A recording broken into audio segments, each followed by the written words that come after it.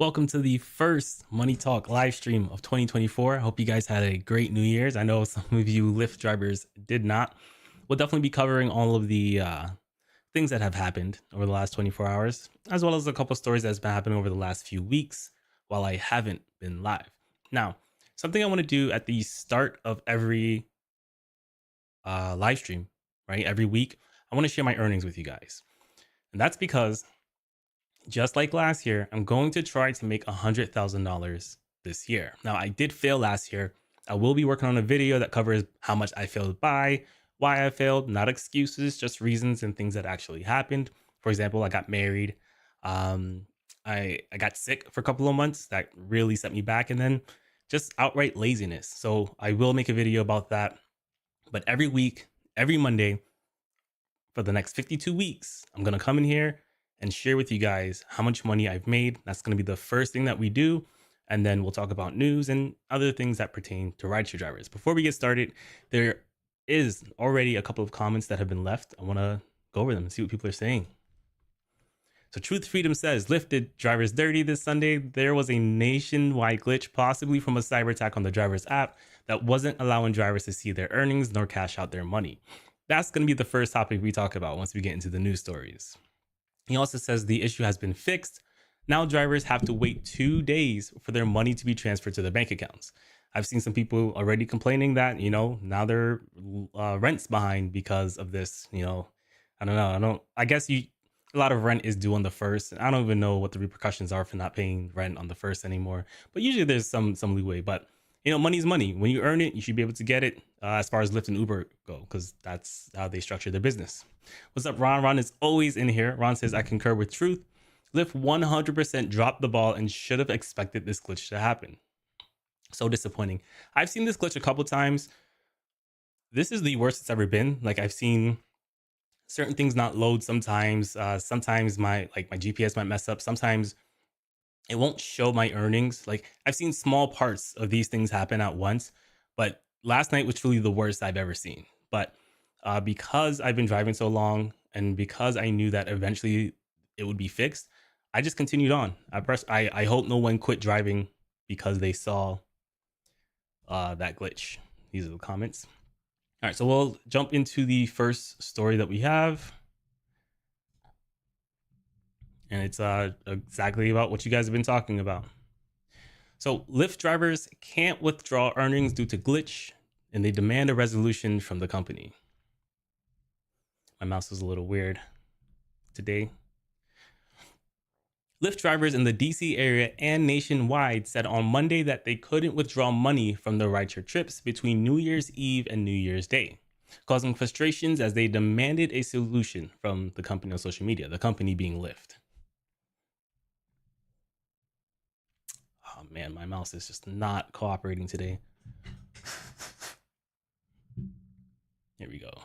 On the social media platforms, Facebook and X, formerly Twitter, I don't know why they changed their name, drivers complained about a glitch that keeps happening for them, that keeps keeping them from getting paid, but still allowing them to accept requests for rides. And honestly, if there's going to be a glitch, I would rather it not affect my ability to get rides. So I was happy that I was able to continue to get rides, even though I wasn't really able to see like the results of those rides. They could have been taking advantage of us and I would have never known. Sorry guys, my mouse is really acting bad.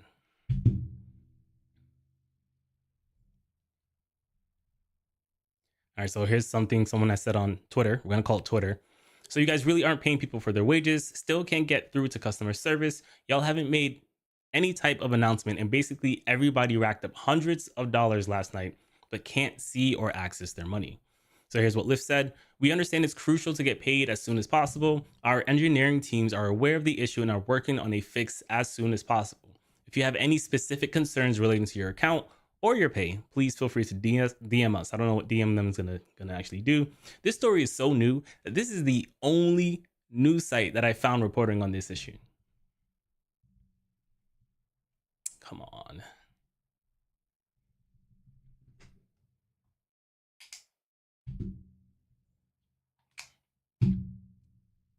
Give me a second, guys. I'm gonna try to fix this issue real quick.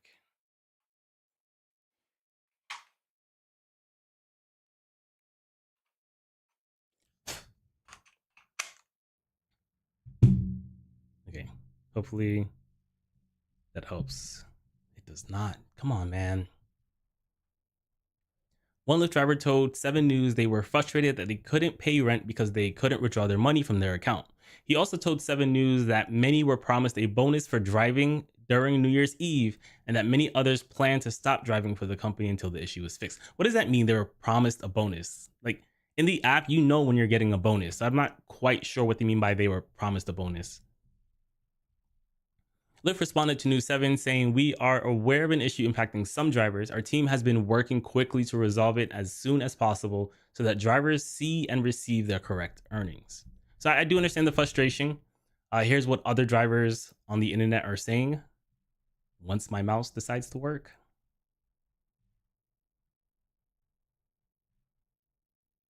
Here we go. All right, so the post, this is on Reddit where, regular people go to talk about whatever they want to talk about. It's in the Lyft drivers subreddit. So it's a specific place on the internet where Lyft drivers go to talk about whatever they want to talk about. So this is a screenshot. The app crashed. He made $150 over the course of 6 hours, which that's okay for a normal day, but that's a little low for a New Year's Eve situation. Passenger cancel, passenger no show. Those passenger no shows and passenger cancels hurt. They hurt. He had a goal of $547. Well, a goal of 500, and he hit it being 547. He's also renting. So he had to make $393.29 before his rental would be covered. That's pretty wild. That's really, really high. So your goal is set for the week. So he drove $547.90 for the week. And out of that, he spent $393.29 on just the rental.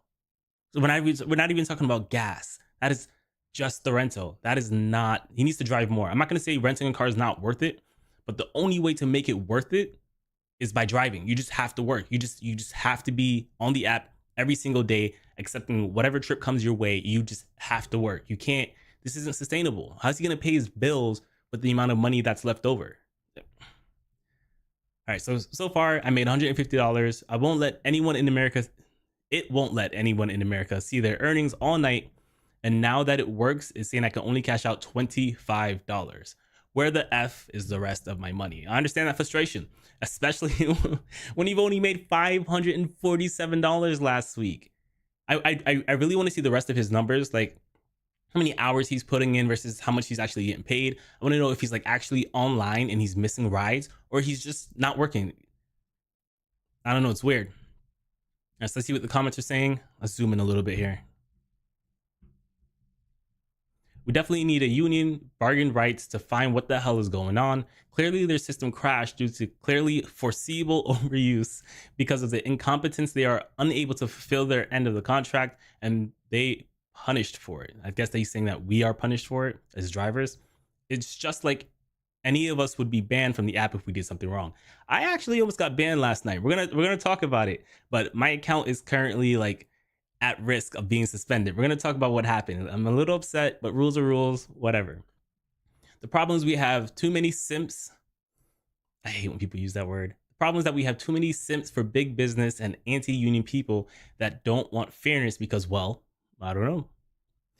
Someone follows up saying, even with all those bonuses, the algorithm only allows the average to be $10 per ride. It always does. That's not true. Maybe for his market, maybe for the times that he drives, maybe for the kinds of rides he accepts, but that's not even true. I routinely get rides more than $10. I'm waiting for my mouse to respond. Oh my God.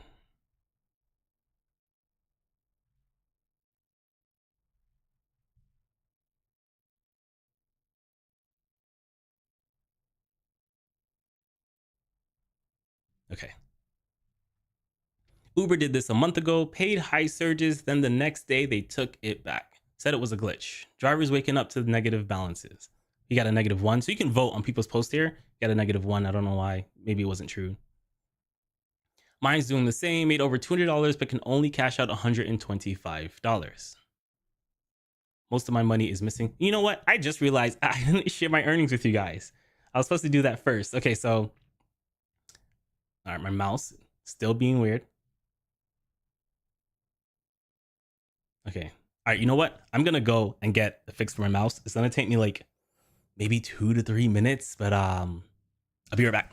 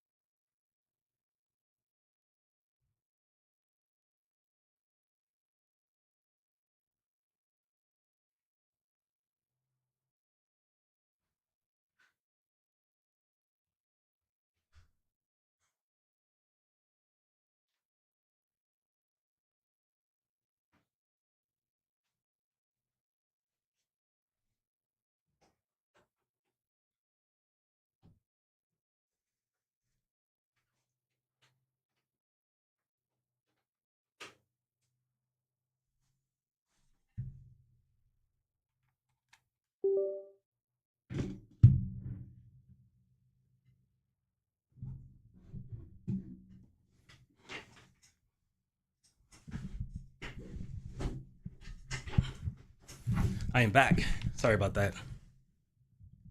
That's super unfortunate. Give me another second. My mouse fixed.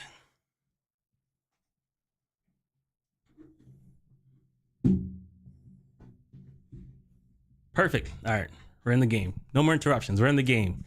Okay. So this is actually like live Charleston right now. If you guys haven't figured that out. It's really hot right now. 5 o'clock. That's traffic time. I normally wouldn't even be driving. But there might not be as much traffic because the kids are not back in school yet. The college students aren't here. So it might be worth driving. I don't know. I'm here with you guys. So we're going to check out how much I made. So I did drive a little into today, this morning. For me, the new Lyft day starts at 5 a.m.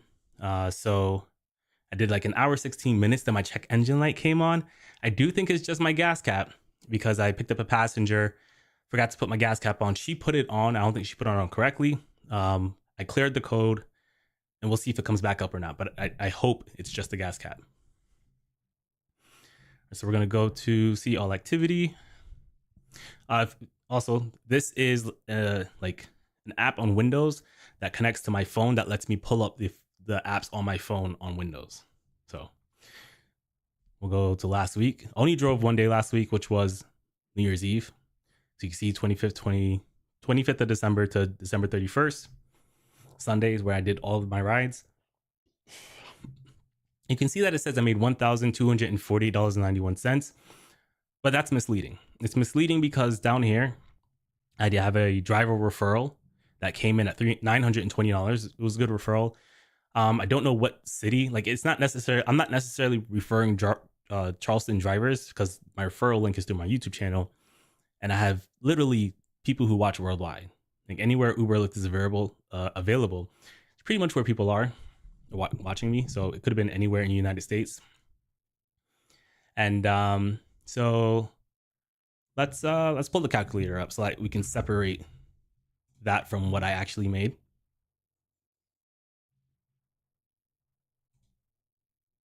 Calculator pops up on my other screen.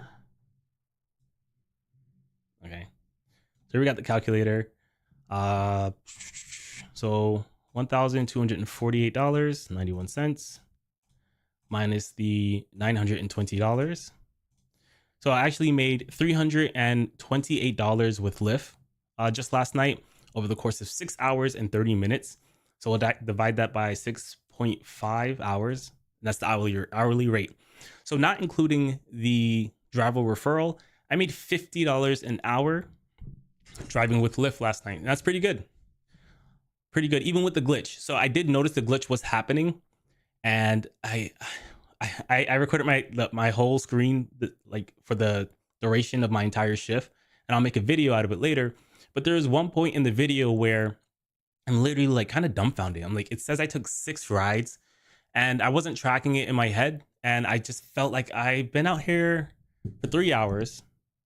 6 rides in 3 hours feels a little low, but whatever. Even the amount was like lower than I expected it to be, but still better than average. I was like, okay, whatever. I wasn't really paying attention. And that's when I started realizing that there was a glitch. Like shortly after that, I realized, okay, the information isn't being updated as quickly as possible. There's a difference between, like, usually when I drive, I make money, I can cash out that money immediately. I was noticing that I can only cash out a small percentage of the money it was saying that I was making. So I realized that there was an issue, but I decided that I'll still push forward. I knew I've had similar issues, nothing to this magnitude. So I still push forward, and here's the results of not quitting, right? During the time, a lot of drivers really work. Some people really overreact. And I'm going to show you the overreactions on Reddit. Let's go through my earnings first. I'm getting a little distracted. The tips were a little low. Drunk people don't tip as well because drunk people forget to go back in the app. So nothing like, usually if you work at a bar, if you've ever worked at a bar or restaurant, drunk people tip very well in the moment. But when it comes to like remembering to do something when you get out the car, it's very low on their to-do list. So tips were just not there. Not good tip day. But I did do Uber and Lyft. So it was $50.60 with Lyft. Let's look at Uber. So, and in the video I'm gonna produce in the future, I have a folding phone, right? Make sure nothing important is on here. A folding phone, right? I can actually, I'm gonna switch my screen up. Hold on, so you guys can see better. So I can actually like, let me do it. Hold on.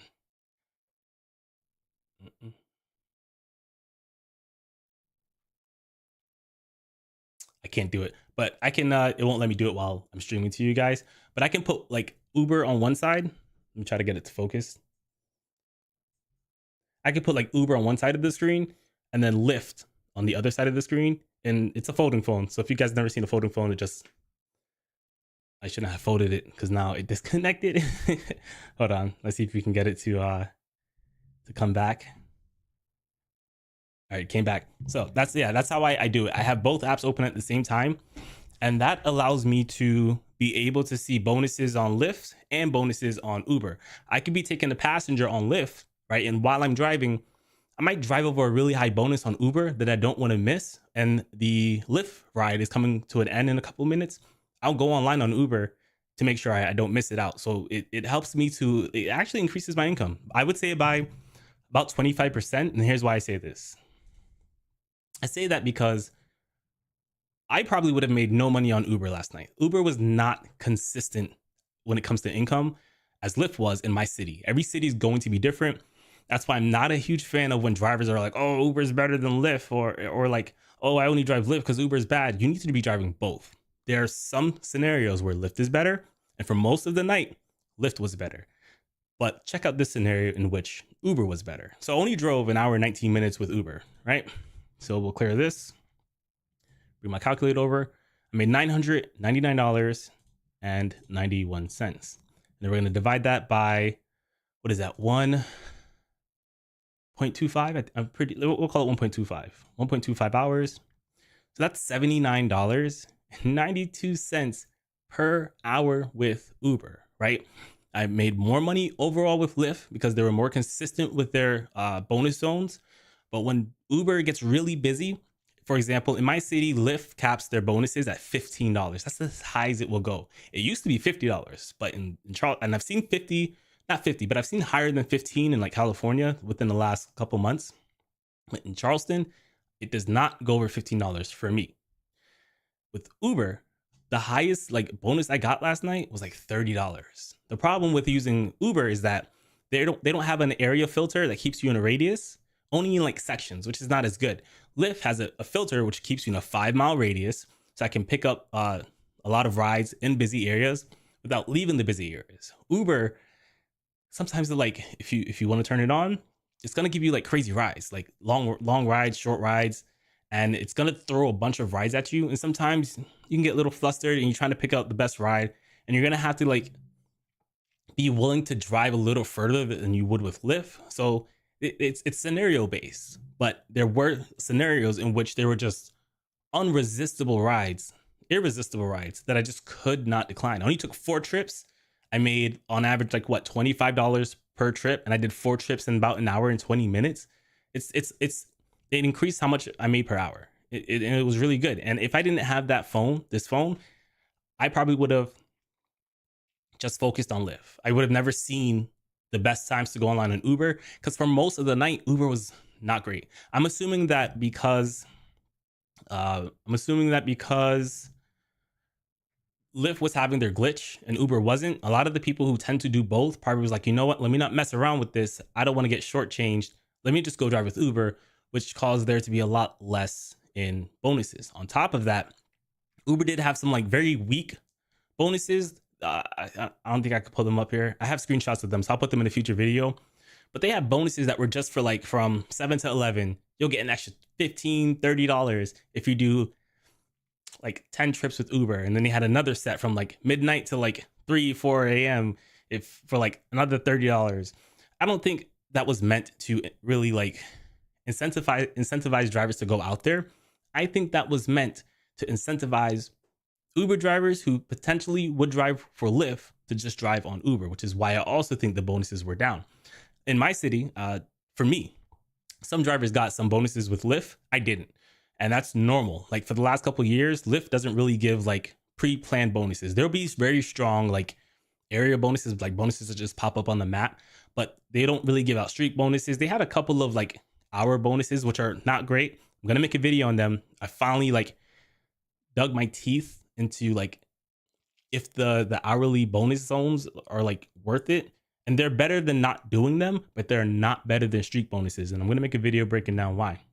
But I think a lot of that contributed to why Lyft was a little more consistent with the bonuses that were popping up, while with Uber, it just wasn't that great until it became great. So I really think you should be using both apps. If you're not using both apps, I do have referral links in the description that you should definitely check out. I think drivers don't become too biased for one app. We are here to make money. We are not here to play favoritism, right? We'll keep it at that. All right. So I like to show the proof, right? That's why I pull up the Uber app, the Lyft app. And now I'm going to show you my, like the breakdown, like how much I made per hour and like per mile and all of that good stuff. Hold on. I got to find it. Here it is. So this is the spreadsheet I made. Try to zoom in. It won't let me. Hold on. Yeah, this is good. This is a little too good. I'll back up a little bit. All right, so with the spreadsheet I made, you pick your date, you pick your starting mileage, you put your ending mileage, and then you classify it as personal or business, right? The IRS says that you cannot start business trips from your home unless your home is considered a home office, which I don't even like messing around with that. I actually have a studio in my home, which I do for YouTube, but I don't know if that'll count for rideshare. So I still will get in my car, put in my starting mileage, drive to where I plan on starting. This time I used my head to a destination filter, which I picked to get me downtown. I live about 20 minutes from downtown, so I turn that filter on, and then I pick up a passenger. When I get to the passenger I was picking up, I recorded my mileage, recorded that as personal, so that can transition into now being business, right? And then I drove until 5 a.m. and then I logged that mile. So the the 229 miles that I drove, this was just for like New Year's Eve up until 5 a.m. So when I started until 5 a.m. and then at 5 a.m. in my city, in my time zone, that's when the business day becomes a new business day for Lyft drivers. For Uber, it's at 4 a.m. Uber's an hour earlier. So then I have my business, and then I do my business again, because this is how many miles I drove like this morning, Monday morning, 5 a.m. until whenever I decided to stop. And then this is the amount of miles I drove home after dropping off my last passenger. And then whenever you put in your ending mileage, my spreadsheet tracker that I made that I made, it automatically knows that if this is your end mileage, then therefore this is your next beginning mileage. So I just need to fill out the dates for these. And then to be IRS compliant, you have to have the starting mileage at every month. So up here, it takes the first input that you give it, it makes it your starting mileage for the month. And then your ending mileage, it's going to do some math to figure out what your ending mileage will be. And it'll continuously automatically doing that. Anything you see in gray on this spreadsheet is happening automatically. So then I come over here. This is kind of like where my favorite part is. You put in your Lyft sources for the month, like your Lyft, your Uber. And then from here, you scroll down. And then like you put in your daily income sources. So you can see I have Uber, Lyft, and offline time. I'll get to offline time in a second. For Uber, I already proved to you that I made $99.10. I drove an hour and 19 minutes. The per hour, $75. With Lyft, I didn't separate the referral bonus, which was like 9 whatever. Put my hours. I don't think this is accurate. This is not accurate. I think it was, what was it? So we got a mistake. 6 hours and 34 minutes. All right, hold on. Let me fix that.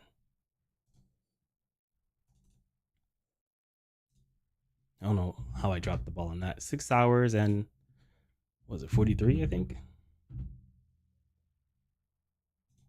Is that right? And then okay, so now it readjusts. It's gonna say $181 per hour, but that's just because of the extra $900 that was in there for the referral bonus. Then we scroll up, it pulls all your daily income sources and automatically adds them based off of the name type.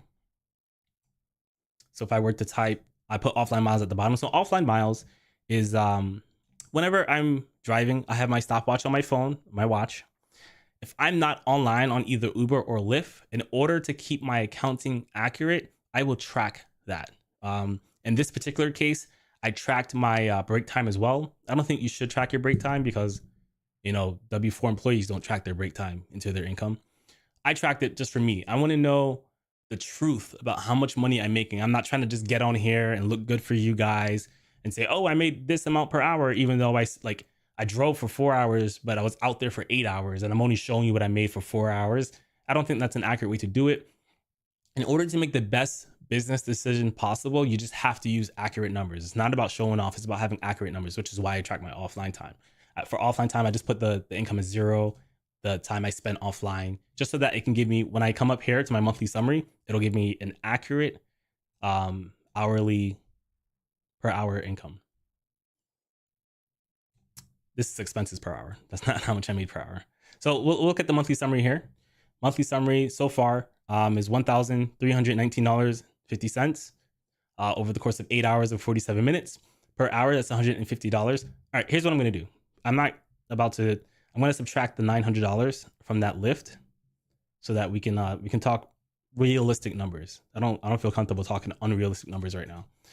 So until 940 minus, I think it was 940 in referral bonuses. So 280.40. So that's what that's the number we're gonna use. 280.40. 280.40. All right. So $41 an hour, still pretty good. All right. So let's look at so the total is $379.50 over the course of 8 hours, 47 minutes. That works out to a per hour of $43.21. That's pretty good. People are going to be saying that, okay, it was better in the past. Congratulations. I live in the future. There's nothing I can do about that. I'm pretty happy with that. That's more than I would make on a great night on a normal day. I'll probably make between $35 to $40 an hour on a normal day. Probably have to work longer to get to that kind of amount of money. I'm happy with it. I'm okay with it. My mileage, I drove 285 miles. That's including what I did today, without including the numbers I made from today.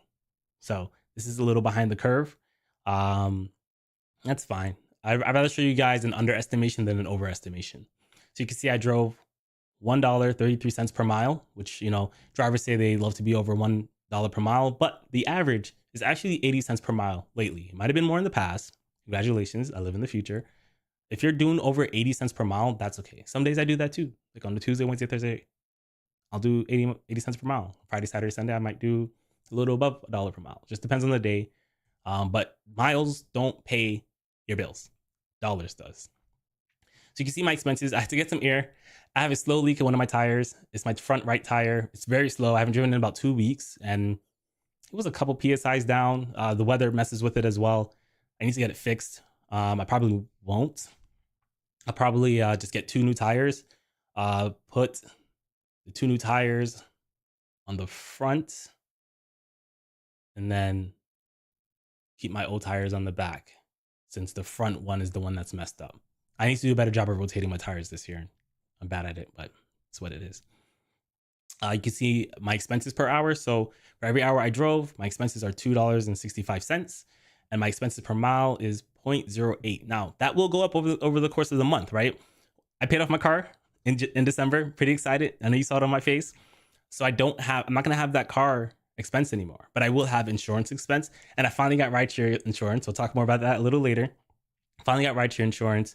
I'm gonna have to put my my car wash there. But what with this tracker, right? It's not about theory. It's about what actually happens, right? So if I have to buy tires this month, this is where it will go. We're not gonna forecast tires. That's not how you when you actually run a business. Your profit and loss statement is about what actually happened, what actually got paid, and that's how this spreadsheet is gonna be worked. So, and then over here, this is a new addition to the spreadsheet. Is the tax summary. So I put my estimated tax rate. You have to do some Google and figure out what your estimated tax rate would be. Or when you do your taxes for 2023, you can figure out what percentage of your income were you taxed at holistically. Taxes work in different ways, but you can find, I think it's called your nominal tax rate, which is like your kind of overall tax rate. It's just an estimation. So the first column here where it says mileage write-off, what that does is that it takes my miles and it multiplies it by the tax deduction, the mileage deduction rate of, I think it's 67 cents per mile in 2024. And then from there, what this does is it takes your total income, 379, and then it subtracts the deduction from that 379, and then this is the number you get. This is the number that the government will tax you at, right? And then with the estimated tax rate of 15%, my estimated taxes for the amount of money I made would be $28. So for that $379.50, my estimated taxes on that would be about $28.28. It was really important for me to include that because in my videos, people are always saying, "Oh, once you deduct expenses and taxes, then you're not making a lot of money." But that's not really the case. And in this tax calculation is also taken into consideration your expenses. At least I believe it should be, right? Expenses is M6, M5. M6, M5. I don't think it is. I got to change that. I got to update that so it takes into consideration your expenses. There's some tricks to it, but you can't claim certain expenses and your mileage, and this doesn't accurately reflect that. So it actually overestimates how much you'll have to pay in taxes instead of underestimating, because you don't want to underestimate on your taxes. So this is my true net. This is where it takes my total gross. It subtracts, takes not my gross. It takes my my net income, right? Takes my net income, and then it subtracts the expenses, and then it subtracts the taxes. So no, it takes my gross income. Sorry, it takes my gross income, subtracts the expense, the total expenses, which is over here, 2325, and then it also subtracts the estimated taxes, and then it also takes the hours and shows you how much you truly made after taxes and expenses per hour. So my gross hourly rate was, where is it at? My gross hourly rate was $43.21. But after taxes and expenses, my true hourly was $37.34. So this tracker is very helpful, very useful. There's 2 ways you can get it. You can become a member on my YouTube channel. There's a couple different tiers that offer you a couple different, things. That there's a link for that in the description. Or 2, you can do it on Patreon. Patreon is cheaper for you because Patreon takes less of a cut. But there's not a lot of additional perks on Patreon. Don't think that you're buying the spreadsheet. Just think of it as a way of supporting me. I have other things that I'm going to give to my supporters, and just being part of that support will give you access to these things. All right, I'm going to check the comments. It's been a while since I checked the comments. Let me see what you guys are up to. If I can even find it. There we go.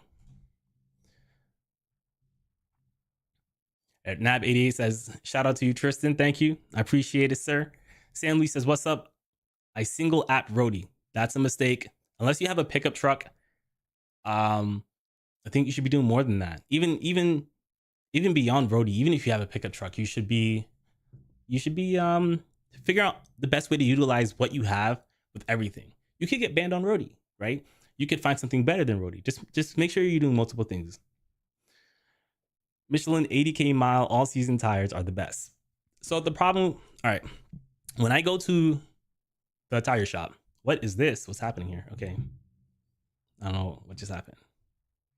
Anyways, when I go to the tire shop, I get the cheapest tires. I'm not gonna lie. Mine are 30,000 miles rated.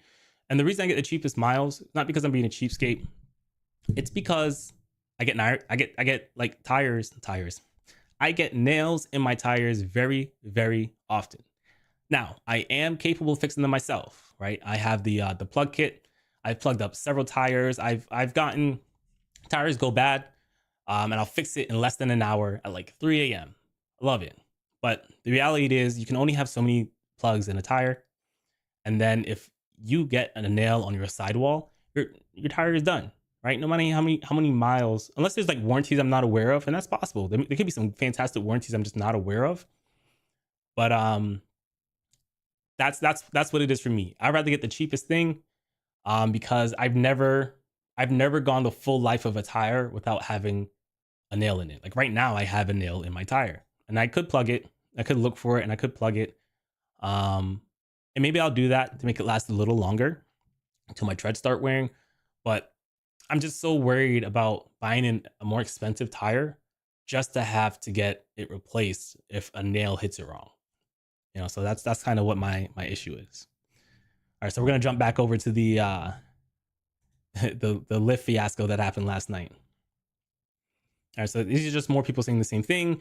This is another Reddit post, pretty much about the same thing as well.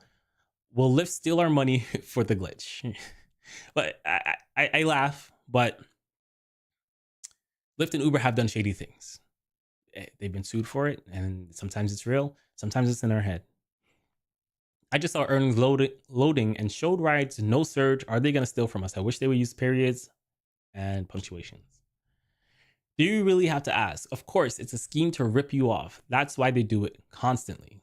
And this has 5 upvotes, right? That doesn't mean only 5 people upvoted it. That means 10 people could have upvoted it and 5 people could have downvoted it. Someone else says, and looks like, of course, they did. Sad I didn't screenshot any ride. I noticed the glitch after the 3rd. They are paying me with less surge than they had. I'm assuming. I wouldn't be in the mind frame of screenshotting every ride. I took like 20 rides last night. That's too much work. I did screen record my entire screen the whole time, so I have the whole video.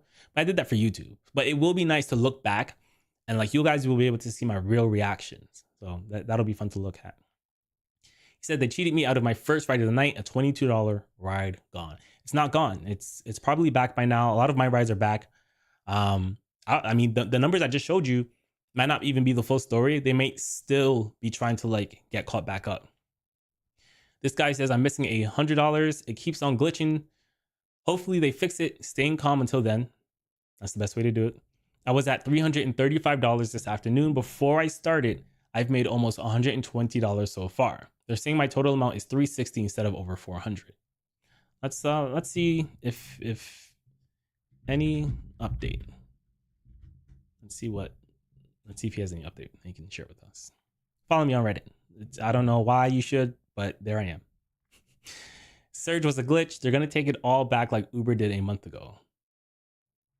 I hope they don't. Did Uber really do that? I don't even know what he's talking about. Uber glitch takes drivers money. Sorry you guys can hear me type. I need to get a shock mount. I know it's brutal on the ears. I'll fix that. That's April 1st. They said it was like a month ago. So let's do December.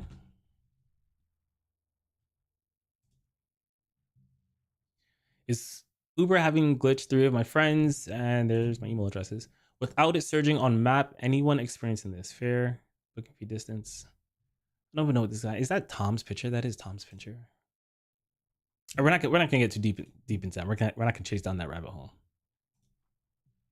Here's one more Uber thread. For my seasoned vets, he's talking to me. I'm joking. With this glitch, I've completed about 7 rides that said calculating paycheck back later. Now I check none of the rides are showing up in the app. Should I be concerned? Asking for myself, I didn't realize there was a glitch until I did my 7th ride. Literally me. On my 7th ride, I'm like, I feel like I've done more than 7 rides and I feel like I should have made more money, but I'm going to push on anyways and just keep going. That's literally the thought process that went through my head. I'm curious to know, will I have to fight for my pay for those rides? Asking individuals who experienced the glitch before. I'm new, but I use the Para app that usually keeps a record of all the rides with pay. I wonder how that's working out. He has 5 upvotes. I guess other people agree with him. Just got some of my rides calculated. They aren't honoring bonuses at all. They eventually honored my bonuses. I think that's what it was. When I looked at my app and I was like, all right, this is a little less than it should be. I think that they weren't applying bonuses to those rides. And then later in the night, it jumped from like, it was like $70 to like $120. And I think that they just stacked on the bonuses later. The bonuses are definitely missing. It's not done calculating. Okay, I'm sorry. I don't know. Reading some of these make me have a stroke. I really hope they get sued or Department of Labor forces them to do an adjustment. I'm sorry. Did you by any chance take any screenshots? I don't think they will get sued as long as they do the correct thing, and I think they are. For me, they didn't disappear, but paying less that it actually was.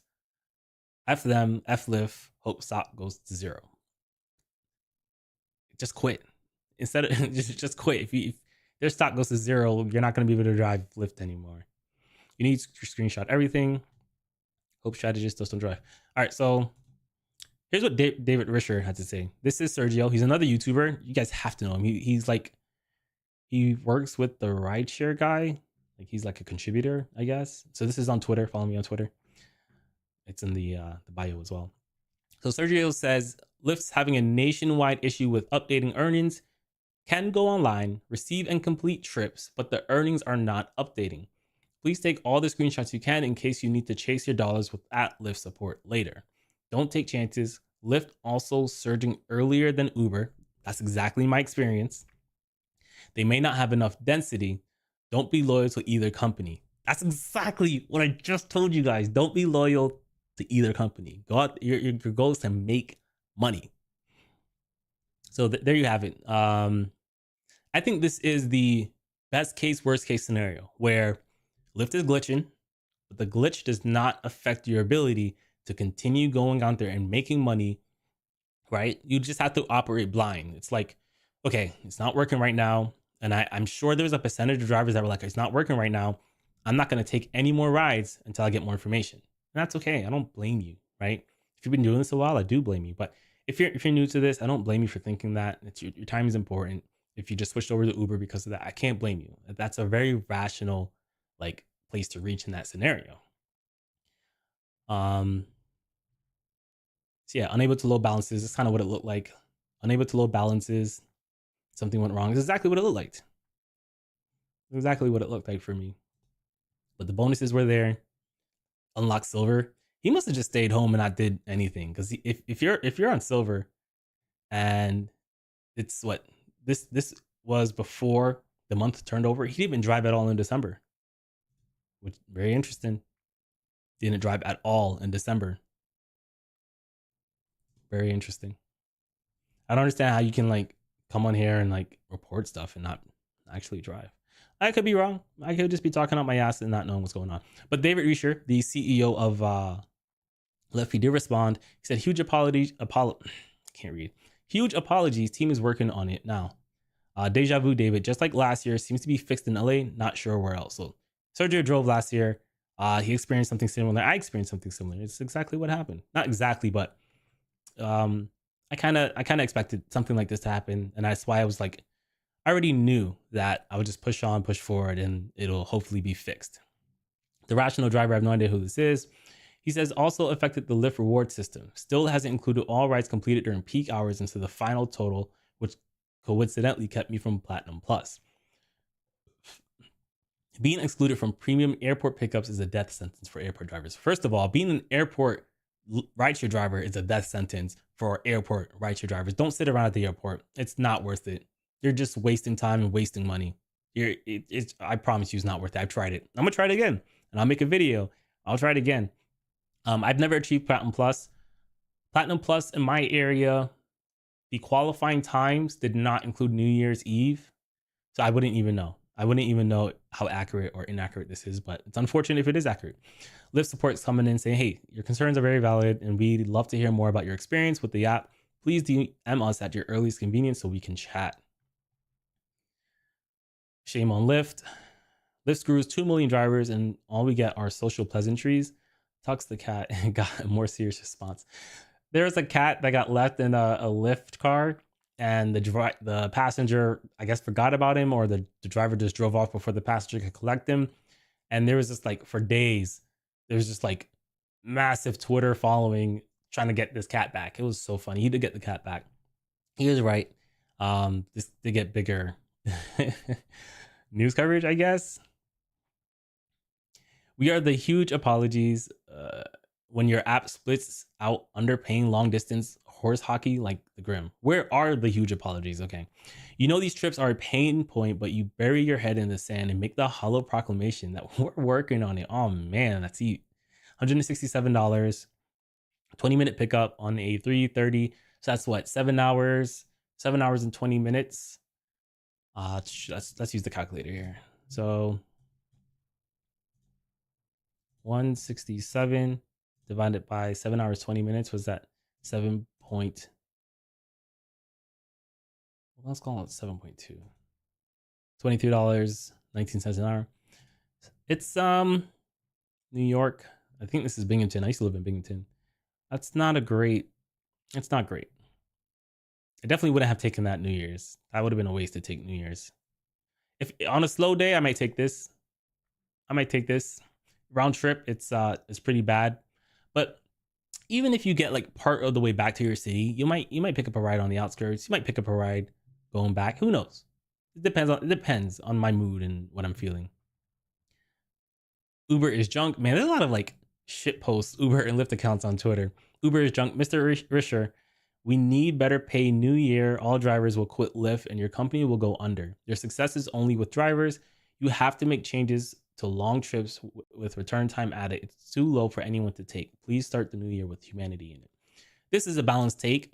Long distance rides have just gotten progressively worse and worse. Like, even if Uber were to pay us for going there and then pay us for half the distance back on long rides, I would be more okay with that. That would hush me up on my complaints. Long rides do have their time and place. It depends on what's happening. Like if there's traffic in my city and I know I'll make more money taking this long ride out of the city, I'll do it.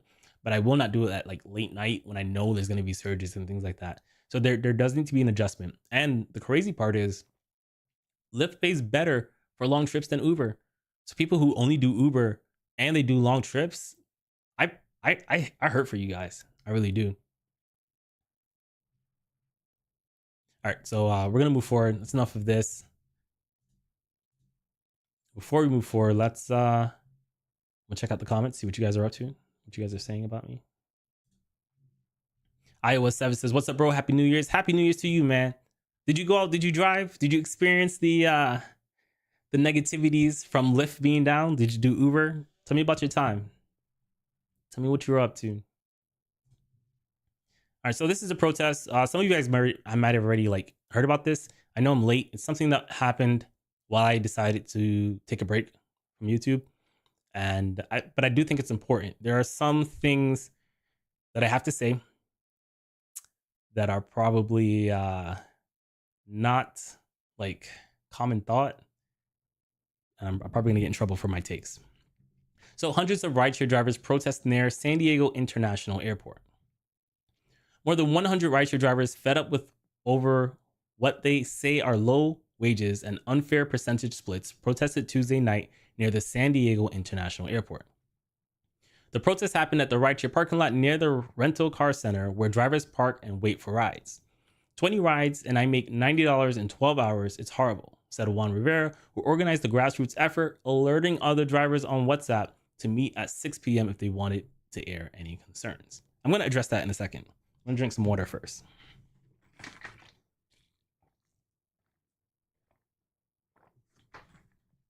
We're going to keep going and I'll give my thoughts after. Kenny has been driving for 8 years and has over 17,000 rides under his belt. That's a lot. That is a lot. When I started, they were taking 20% and we were getting 80%. That is true. That is, I've looked that up. I wasn't driving back then, but that is true. Now they're taking half or more. Also true. It's more like 40, 60 sometimes, but sometimes they take more than that. I have a couple extra jobs. I have to work 1,000 jobs now. The drivers who protested say they used to make about $400 a day. Now some argue they make $150 for a 12-hour day after paying up to fill up his gas tank. Driver Iad said it ends up being $90 for the day. Let's do some quick math here. He said $150 over the course of what, 12 hours? That's $12.05, 50 cents. Wow. $12.50, and that's not including gas. He says once he pays for gas, that $90 divided by 12 is $7.50. I'm gonna call cap here, and we'll get into it. Let's keep going. We'll double back into these. Uber is now taking 60%. You know what? No, let's watch the video. I think the video is a better way to go about this. Protest outside the San Diego International Airport just days before the busy holiday rush. Thank you for joining us on this Tuesday evening. I'm Kasia Grigorchek. The rideshare drivers tell Fox 5 they're upset about their pay, with many of them saying they're working 12-hour days and still barely making $100. Our Juliet Vara spoke with protesters and also Uber and starts us off at the San Diego International Airport with the details. Dozens and dozens of drivers protested tonight, all saying they are fed up with low pay, with the cost of living surging, everything from groceries and rent going up. Some are saying they're struggling to make ends meet, and it wasn't always like this. No $3 trips. We need more, better pay. I love $3 trips. $3 trips when there are bonuses out are the best trips. That's how I made my money last night. When you can take short trips in a busy area that has bonus zones attached. Like, okay, so last night I had a $15 bonus. I get a $3 ride. That's $18 to go 7 minutes. And then when you're done dropping off that passenger, you're still in that area. They're also really great if you had ride streak bonuses. Now, taking a $3 trip when you have none of those things, it still feels like a kick in the butt. But even though those trips don't pay like as well overall, when you consider the amount of gas and mileage you're getting for those 3-mile trips, like, usually a $3 trip equals out to be more than $1 per hour, which is the gold standard. You're spending way less on gas. It's just that it takes a long time for $3 to add up to a lot of money. And then if a passenger tips you just $2 and a $3 tip, it makes it significantly more worth it. It's better than a $2 tip on a $20 ride. So there's like hit and misses with it. It depends on the time of day, the strategy, but don't discount $3 rides. You can't just say holistically, oh, I'm not going to take any rides if there's $3. There's a time and place for every type of strategy. If the only tool you have is a hammer, then every problem is going to look like a nail. And we can't do that.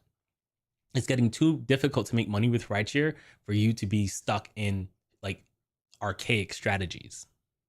Dozens of Uber and Lyft drivers in protest at the San Diego International Airport. I wish everybody can see this. Emotions high as drivers walked the rideshare parking lot to air frustrations, they say, of low pay and percentage cuts. 20 rides, and I make $90 in 12 hours. All right, I want to talk about that. 20 rides, what do you say, $90, 20 rides?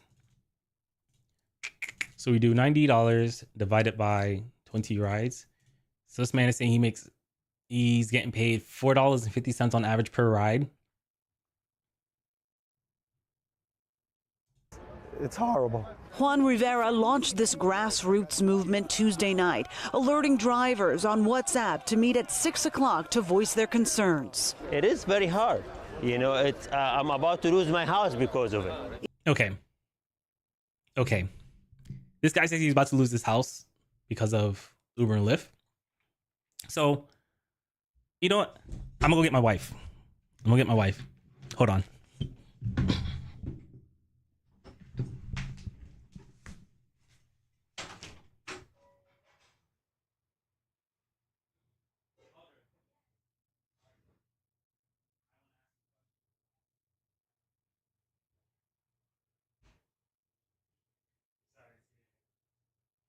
I'm like amped up.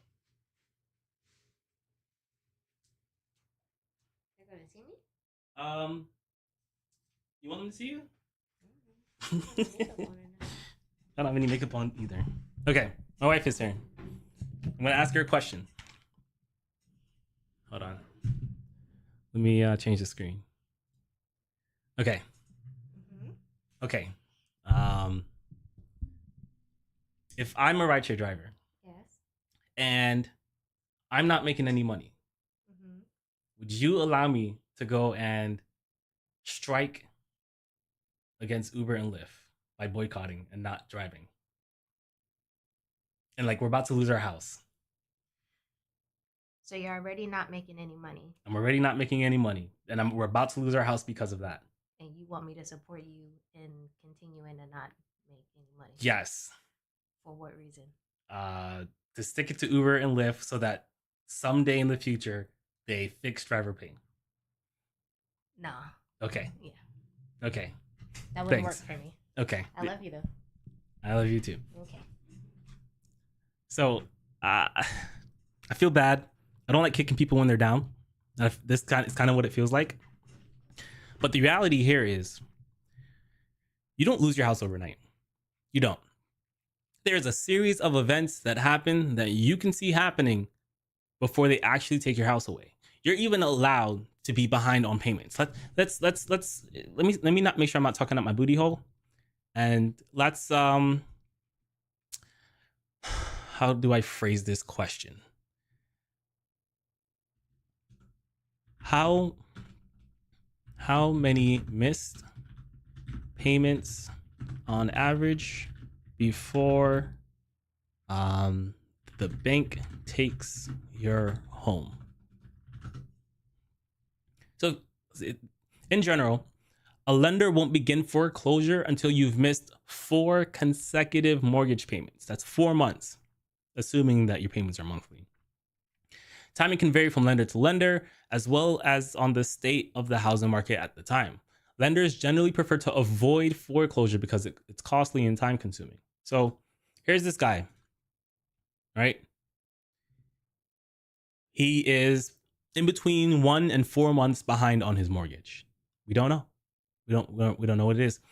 And in that time, the solution he has decided on is that regardless of how much he's getting paid, right? If you're getting paid scraps and you're about to lose your home, you need to hustle, right? If that means you got to work 80 hours a week to go and make $2,000 in order to save your home until you find a better solution, you got to hustle. The solution isn't not working. The solution to fixing your home is not working. Like, I understand some of us, we do this to ourselves. We're so vindictive in our soul and our personalities that we're trying to get back at Uber and Lyft in a way that hurts our own income, that hurts our own pockets. It is not that deep. Now, I think it's bold and brave of people who are trying to be long-term rideshare drivers who are out there, boycotting, getting the message spread. I'm not going to say this stuff is useless because even though we can't unionize because we're not employees, right? The only people that can become a union are employees. We have seen the effects that like boycotting has done, right? We in New York, they've gotten some pretty massive things happening in their favor for rideshare because of it. I'm not like discounting that. I'm saying you as an individual, if you are not making enough money with Uber and Lyft, right, and you're trying your best and the strategy you're doing just isn't working, and you've literally given it your all, and you're still not making money, you need to go and do something else. Plain and simple. You cannot be putting your family at risk, your house at risk for 4 months while you try to figure it out. If you need to go get a day job and then try to do Uber and Lyft at the busy times at night, overnight, that's what you have to do. But again, I hate kicking a man when they're down. I don't think Uber and Lyft are part of the problem. We as individuals are the other part of the problem, right? Where This is in San Diego. I'm going to show you guys how much drivers are making in San Diego once we get through this video.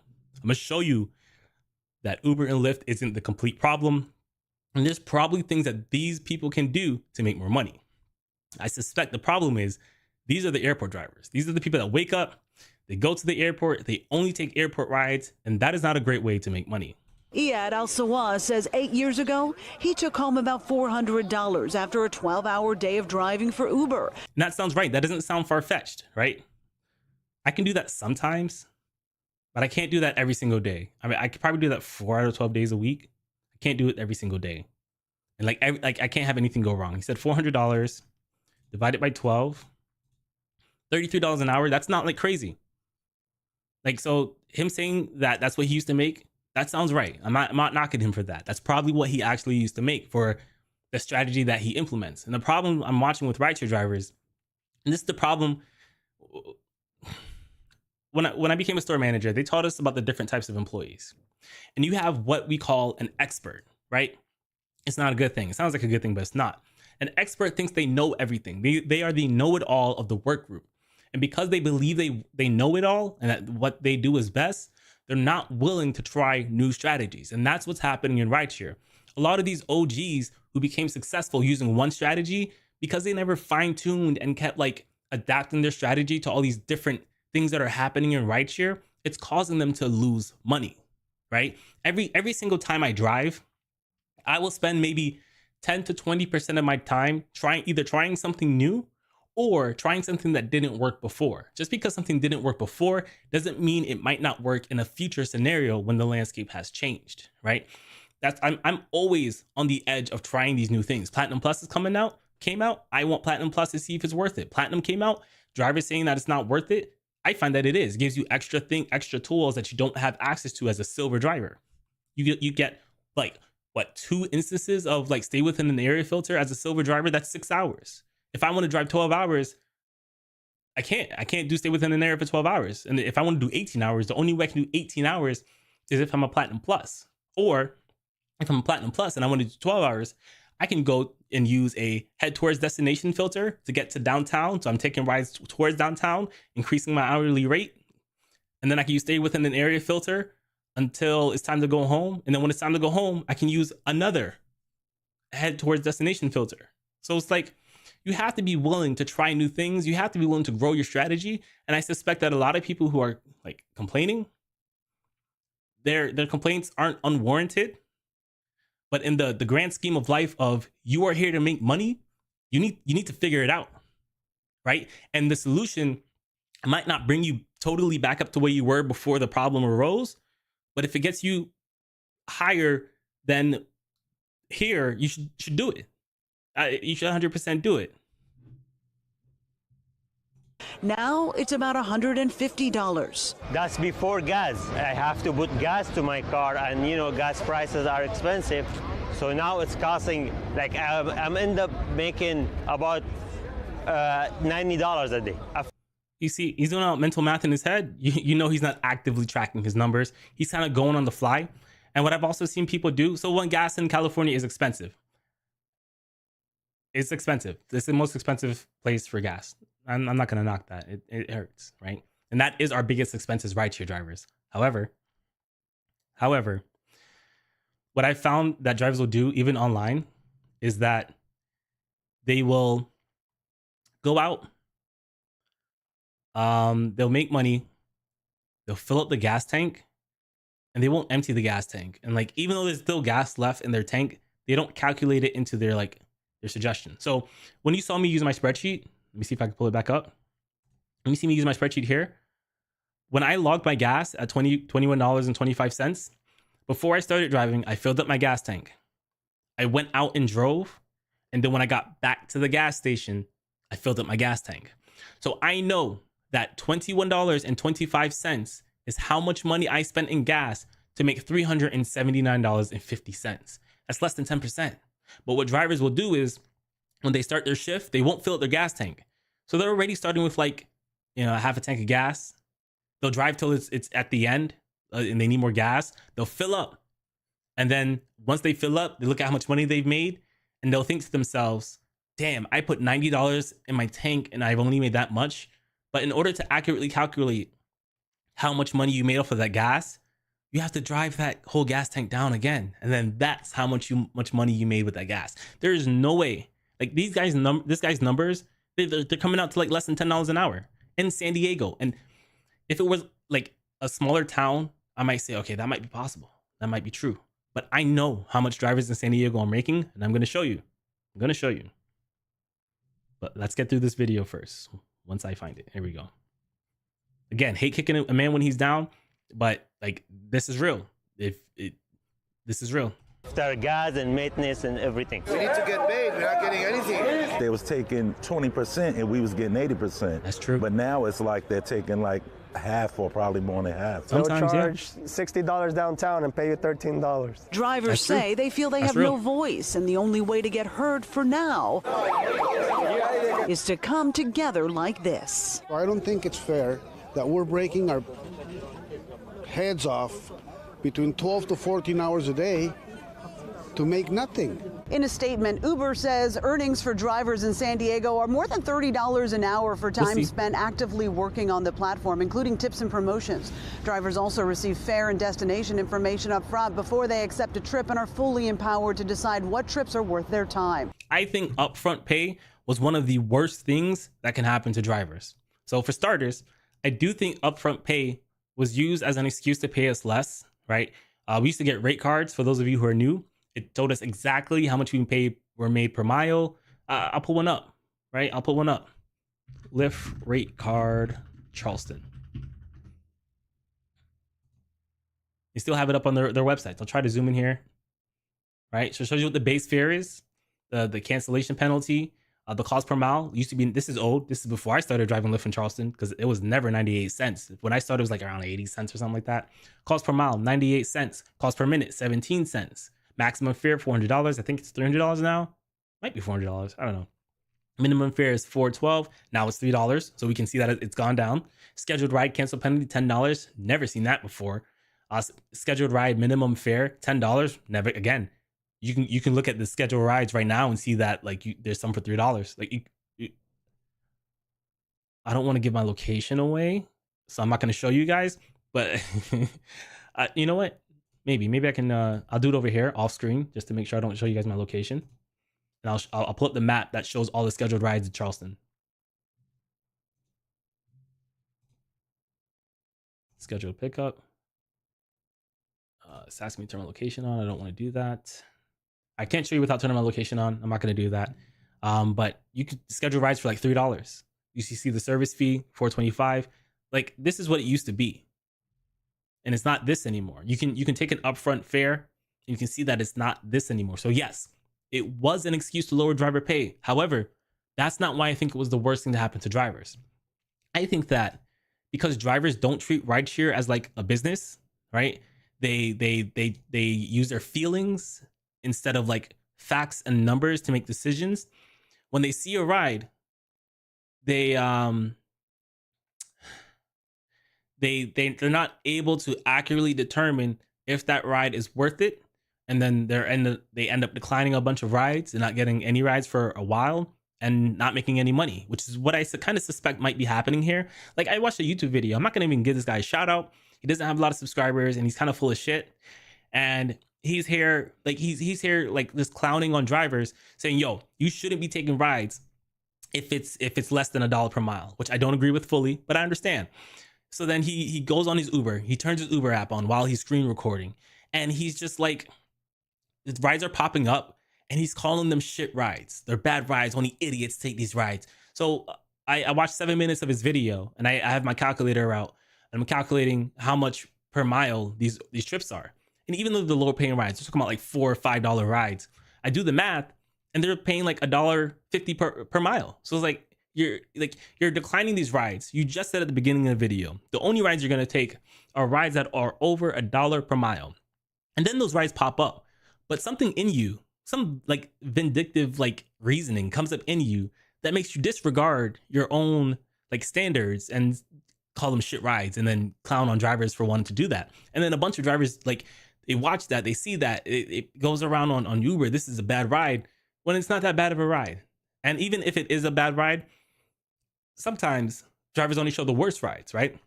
Otherwise, they wouldn't even be doing Lyft if that was the only like ride they're getting. So I think upfront pay is causing drivers who don't know what a good ride actually looks like and what's actually worth their time, because they're not tracking their expenses. They don't know how much their expenses are per mile.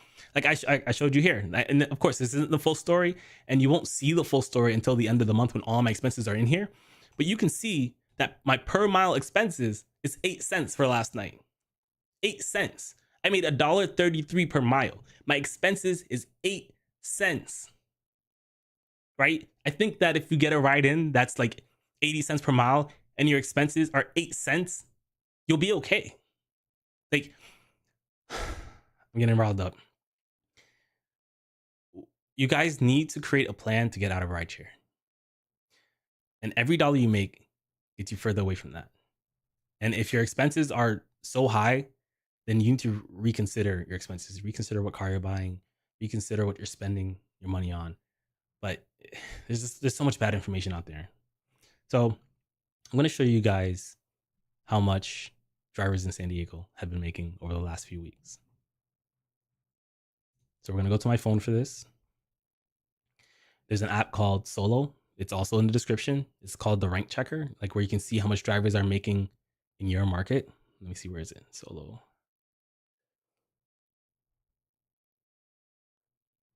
Hold on, let me search for it. Solo. Here we go. All right, so this is the Solo app. No, I'm not going to give you access to my people. Everyone wants to know where I live. No.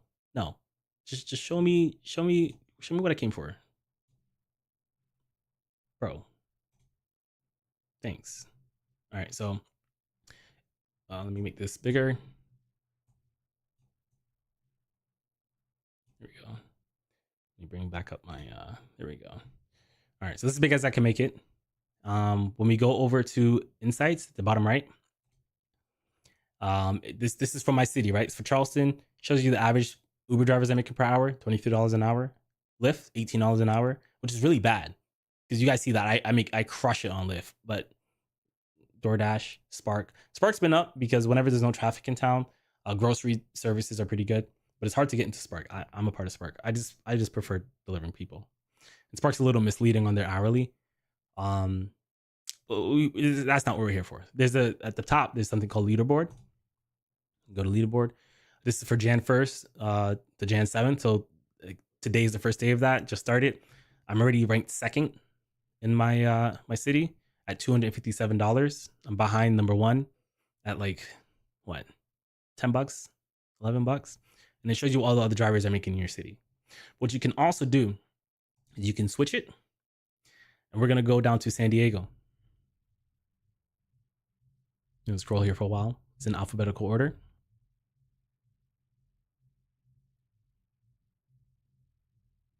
If you want this, you can. It's in the description. It's usually in the description of all my videos. So if you don't get it today and you want to get it later, you can. So San Diego. And this is for this week, of course. We kind of just started working, right? But you can already see the top driver in San Diego has already made more money than I have. The second driver's already made more money than I have. I'd be third if I was in San Diego. But here's where this really gets powerful. We can go back in time. So last week, from December 25th to 31st, which includes Christmas, I didn't drive. $0.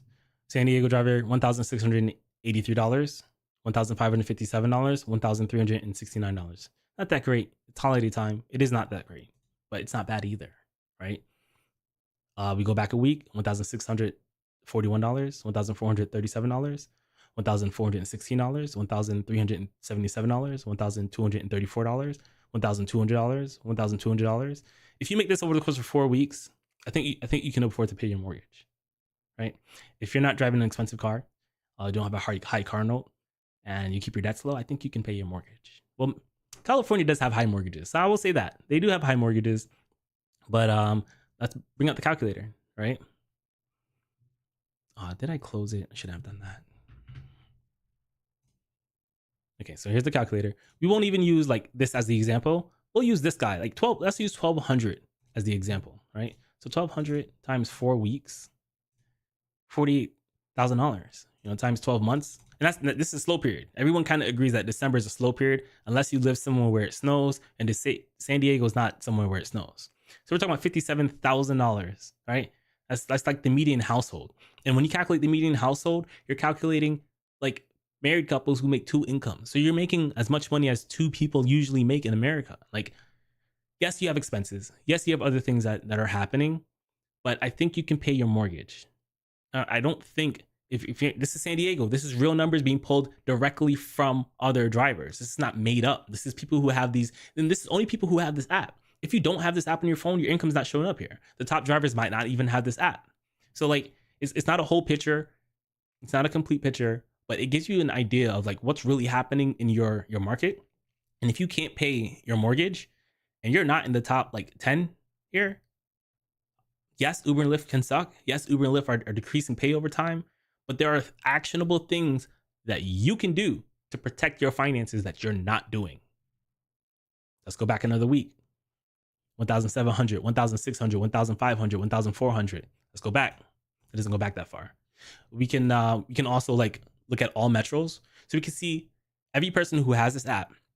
We can look at this guy in Portland, $4,842. There might be like bonuses in there, referral bonuses, new bonus drivers and things like that. But that's crazy. Dallas, Texas, Naples, Florida, Los Angeles. I don't know how far that is from San Diego. I don't even, but if I'm struggling, I will drive a couple hours to go somewhere where I'm no longer struggling to make more money. You know, they could have restrictions on people driving city to city. I don't know how it works over there. California is weird. $2,371. Austin, Texas, $2,357. Spokane, Washington. Boston, a lot of people in Boston saying they're making less than $15 an hour. I saw like an article when they're trying to unionize. Look at this guy. $2,318, $2,212. Chicago, $2,000. San Francisco again. Boston, San Francisco, New York, Las Vegas. People in Vegas complain about the same thing. Like Charleston is not even up here. And that's my market. My market's a small market. And I can make $3,000 in my market if I want to. If I want to bust my ass and make $3,000 so I don't lose my mortgage, I can do that. If I was in like one of these bigger cities, I'd be crushing it. I'd probably be able to make $4,000. I would be crushing it. Absolutely crushing it. Let's go forward a week. Los Angeles, number one, $2,378. New York, $2,000. Seattle, $2,000. San Francisco, $2,000. New York, $2,000. Duluth. They ain't even heard of that place. I don't even know where that is. Like California and New York are consistently on this list, but California drivers are the ones that complain that they're not making enough money. Like I know you have a higher cost of living. I'm from New York. I used to live in New York. I know like high cost of living, it matters, but it matters even more. Man, I'm getting so flustered. Honolulu.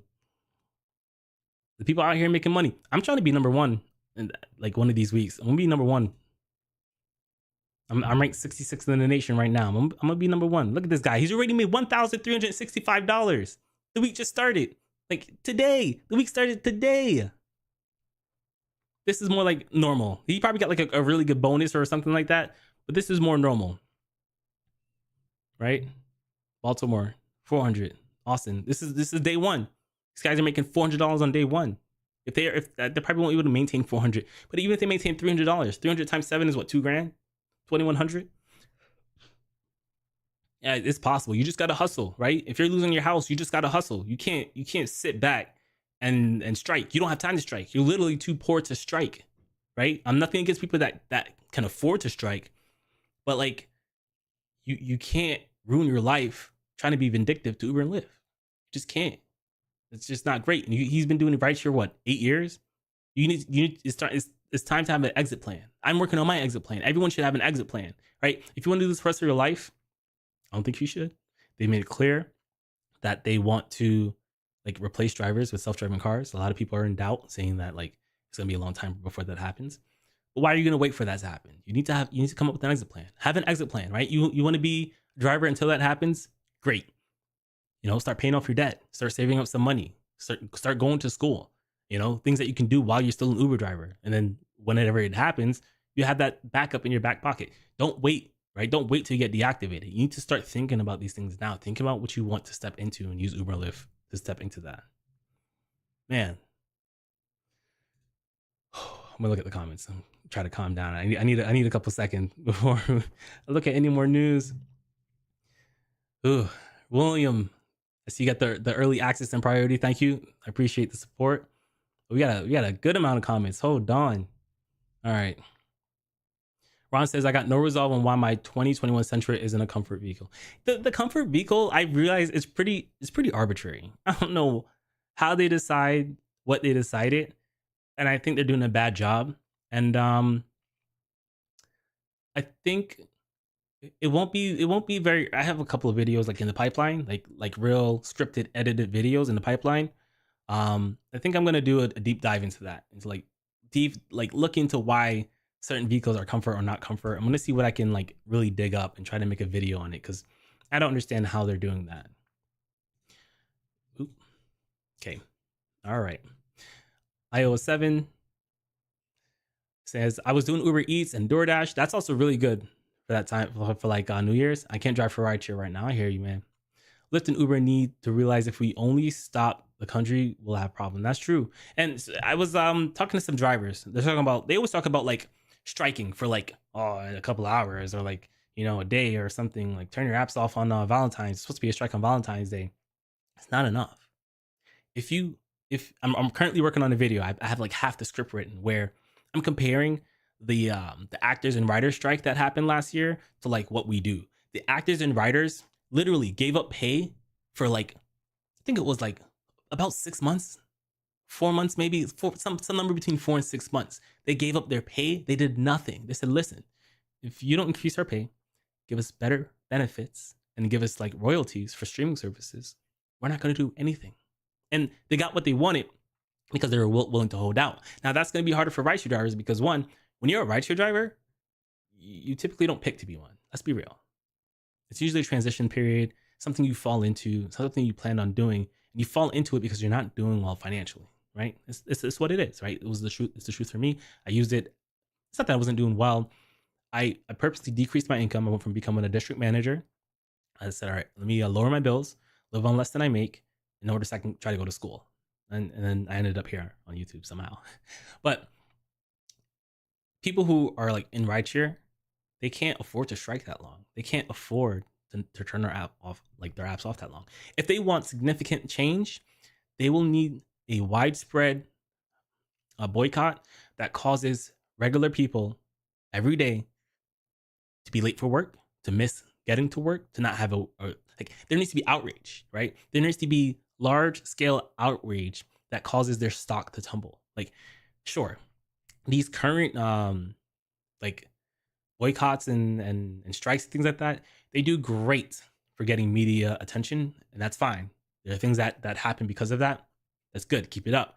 But if you truly want to make an impact, you have to be able to get people to turn their app off for a long period of time. But that's really hard because we can't unionize. So we can't have any collective bargaining, or we can't say, all right, a union says we can't work, then we don't work, right? Even with certain unions, their union dues, what it goes towards is like strike pay, right? If you guys go on strike, we will pay a percentage of your wages until we get what we want.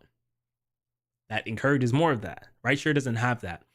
And so like if people aren't willing, like the driver I was talking to, she was just worried. She's like, nah, we can't strike and like have a negative impact on customers because like that's not who we're trying to get at. And I agree with you, but the customers is like if customers can't get to work, they're not paying Uber and Lyft are gonna feel that. Like that's the only way you can have like a large scale like impact on something. It can't just be for a day, but drivers can't afford that. So people use it for their everyday lives. Yep. Sam Lee, San Diego has Prop 22. Yeah, I wish I had Prop 22. It'd be great. I'd make even more money. Ron deleted the message. Ron says, $4.50 per ride. Dude needs to donate some plasma and more. Yes, that's terrible. Unless if you make $4.50 per ride, but you're making like $30, $35 per hour, that's fine, right? I'm not knocking the per ride amount. It's the per ride amount plus working like 12 hours just to make like what 100. No, he said $90. There's something not adding up. He's either declining rides that he should be taking, or he's just sitting at the airport. That's probably why they had a strike at the airport. Sam Lee foreclosure. Oh my god, bro. I can't imagine. Just the type of person I am. If something's not working for me, like if my car had to go to the shop for like a month. I'm working at like Wendy's. I'm doing something. I'm getting the quickest job first, and then I'm getting a better job later. Like, not me. I'm not that type of person. Ron says California laws are a little different here than yes, California laws. A little is an understatement. I can't even begin to understand. Like, I think California's a beautiful place. I think that it is poorly run. I'm not going to get too deep into politics. It's predominantly Democrat, and I predominantly lean Democrat with certain things, and I lean Republican with other things. I vote based off of issues, not necessarily vote off of people. And I think that is the worst ran state in the entire nation. Like, period.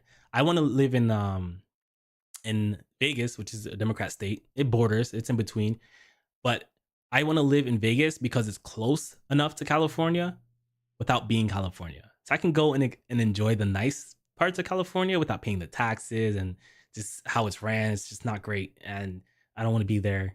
And yeah, ugh. William, I again, I appreciate you for the early access and priority. Ron says it's a $300 maximum fare here in Charleston. Yeah, I don't think I've ever made more than $300 on a long trip. I think that's right, which is why I said it. At the time of me mentioning it, I don't think there should be a cap. Like, if someone wants to drive to New York, I'll do it. I'll do it. You pay the right amount of money, I'll do it. I've done it for free for myself, of course. But yeah, I don't understand why there's a cap. There shouldn't be a cap. I've never been tipped 50 cents. That's, at that point, I'll take it. But what I really want to say is that point, don't even tip me. But I'll take it. I'll take everything, man. It just happened. All right. Ron says you never know if those $5 rides for a 4-mile ride could impress the rider enough to tip you to make up the difference. It happens very a lot of times in Charleston. People who don't know the area well, they won't even look at how far our destination is. They'll just put it into their Lyft. We'll just Lyft there, and then it was a quick ride. And when I'm not comfortable doing it yet, but one of my friend drivers, Levi, he does some stuff on Twitter and on YouTube. He says he literally asks passengers for tips. And it feels weird to do that. I think what I might try doing, and I'm still working up the courage to do it, is I'm not going to say, hey, can I have a tip? I'm going to be like, as they're leaving the car, I'd be like, hey, just remember, tippers always appreciate it, right? I feel more comfortable saying it, like laying it down that way. But I do think that it will increase my tip rate. I'm going to try it. Charvel Gaming says, I agree. I believe that drivers may be set in his ways. I drive in San Diego a few days a week, and it's easy to make $200 to $300 per day. Thank you for co-signing that. When you drive matters, how you drive matters, your strategy matters. If you're not making money, you got to switch it up. You got to switch it up. And the switch up isn't boycotting. Like, if you want to boycott or if you want to like strike and join those things, do it. Like, things happen because of that, but don't do it at your own financial expense. Just don't. William Mills, do you share your spreadsheet? Yeah, it's you should see it once you sign up to be a member. There, depending on which one you picked, you have to have picked the second level, the $9.99 level, and then there's a link where you can request access, and then once I'm done, I'll check the access for that, and then I'll just approve. Panama 310 says they have no rules to govern how they go about doing rideshare.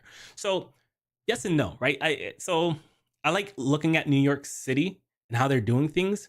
They have what they call the Taxi and Limousine Commission, which is a government establishment that kind of like does the like studies and like looks at how things should be for like the taxi companies. It existed before rideshare. When rideshare came out, rideshare and the TLC kind of fought a little bit. But then to modern day, I'm working on this story too, where I kind of like backtrack into this. Modern day, they rideshare is covered under the TLC as well, right? So there are restrictions, right? There are things you have to do to drive rideshare in New York City because of that. You have to get a TLC plate, but they fight on behalf of, not necessarily on behalf of drivers. They make sure everything is fair. They make sure that the government isn't doing too much. They make sure that Uber and Lyft isn't doing too much mainly to protect the passengers and the drivers. So they're like an intermediary body in between Uber and Lyft and the government, right? So because rideshare drivers technically are independent contractors, we can't unionize, right? So we can't have an establishment of these collective people who go out and fight for us. But in New York City, because they have the TLC Commission has been fighting on behalf of rideshare drivers. So they recently sued Uber and Lyft, and Uber and Lyft lost, which is causing them to make some big changes in 2024, and how like driver pay is. Like they don't call it a minimum wage, but they set a minimum floor. They don't have to have a minimum wage because we're not independent contractors, so they call it minimum floor wage. So we would in my video, I explored the idea that if we want to have a significant change, we need to have something similar to the TLC on a national level. I think that's the best way, since we're not classified as employees. We like California and Lyft classified employees twice, and then it got revoked. So now everyone's independent contractor, even though Prop 22 gives California employees employee like benefits. You're still classified as an independent contractor, which I'd rather be an independent contractor. For my personal sake, I'd rather be an independent contractor. If you're an employee, they might change the structure of how it works. And trust me, you don't want that. The reason why we're not working for someone is because we enjoy the lifestyle of an independent contractor. So I do think something like the TLC would be the best middle ground. Oh man, I don't want to butcher your name. Artemisia Lore. Let me know if I got that right or wrong. And then if I got it wrong, spell it out how I should have pronounced it. I'm gonna remember it. I cashed out and it disappeared from my payouts. I saw that. I saw someone say that. No email with the deposit, nothing in my bank account. I saw like I'm in a couple of Facebook, Uber, and Lyft groups. If you're not in one, go find one for your city and go join the national one. There's like 2 of them. You'll know which one's the better one based off of how many posts it has. But I was looking at one for Charleston, and they said the exact same thing. So I've decided I'm gonna let my money stay in there. I know that in a day or two, Lyft is gonna like do deposits, and we'll see. Take screenshots, guys. Like take screenshots of how much money you've earned. Try not to cash out right now. There is a problem going on. Thank you for reminding me about that problem. Ron says strikes won't work for me. I ride here because I want to drive, not because I have to drive. That's a great place to be. The lifestyle you live when you do something you want and not because you do something because you have to is completely different. Like, I'm not debt free yet, but I did pay off my car. And the mentalities I have when scenarios arise, like my check engine light came on. And for those of you who might missed it earlier, it might have been just because my gas cap wasn't on properly. Maybe that might be it. But even if it's not it, I still had peace of mind knowing that, okay, even if my engine were to blow up right now, I don't have to worry about paying like a monthly payment on my car. Because if your car blows up, you still got to pay for it with the bank. That's just one thing that, it kind of changes. So always try to put yourself in a position where you're doing what you want because you want to do it and not because you have to do it. He probably is an airport buzzard. Ron says the most I've made on a ride to Charleston to Brunswick, GA, got $2.90 and $75 tip. That's pretty good. I had that trip pop up once, but I missed out because I think I was too far from it. But I had that same exact trip. It was going to like close to the airport. Not Brunswick. It's actually going to Florida. It's going to Jacksonville. Charvel says, while I would love Uber to pay more for trips, there's still ways to maximize your earnings. Learn where surges are happening, for example. There's several hotspots in San Diego. Take those short rides. Short rides will surge to fill the bonus quota. I completely agree when you mention people must be open-minded and trying new strategies. I agree with you. All right. There's this thing, right? It kind of comes from like church, but ignore the church part of it. It's like where it says like, I'm gonna look it up. I'm gonna look up the church version and then I'll like explain why it doesn't matter whether you're a church person or not. I think it's called the Prayer of Serenity, something like that. It says, God grant me the sincerity to accept the things I cannot change, the courage to change the things that I can, and the wisdom to know the difference. And then it even goes on further to say, like, so I'll break it down what this means. So it's like, yes, Uber and Lyft do shitty things.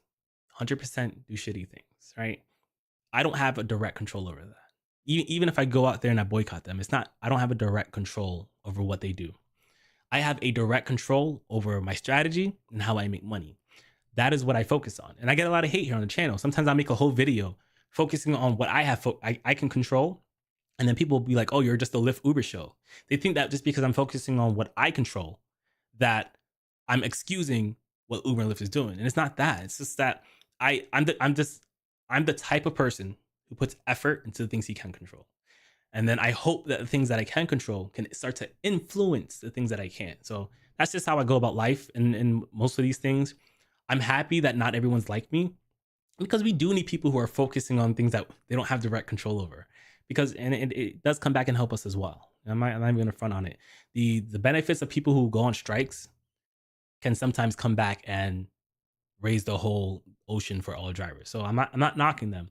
I just think that even if you want to go and do strikes or do things that you don't like, try to affect things that you don't have direct control over, you should also, at the same time, it's not a black and white. At the same time, you should be focusing on what you can do to like better the things that you do have control over.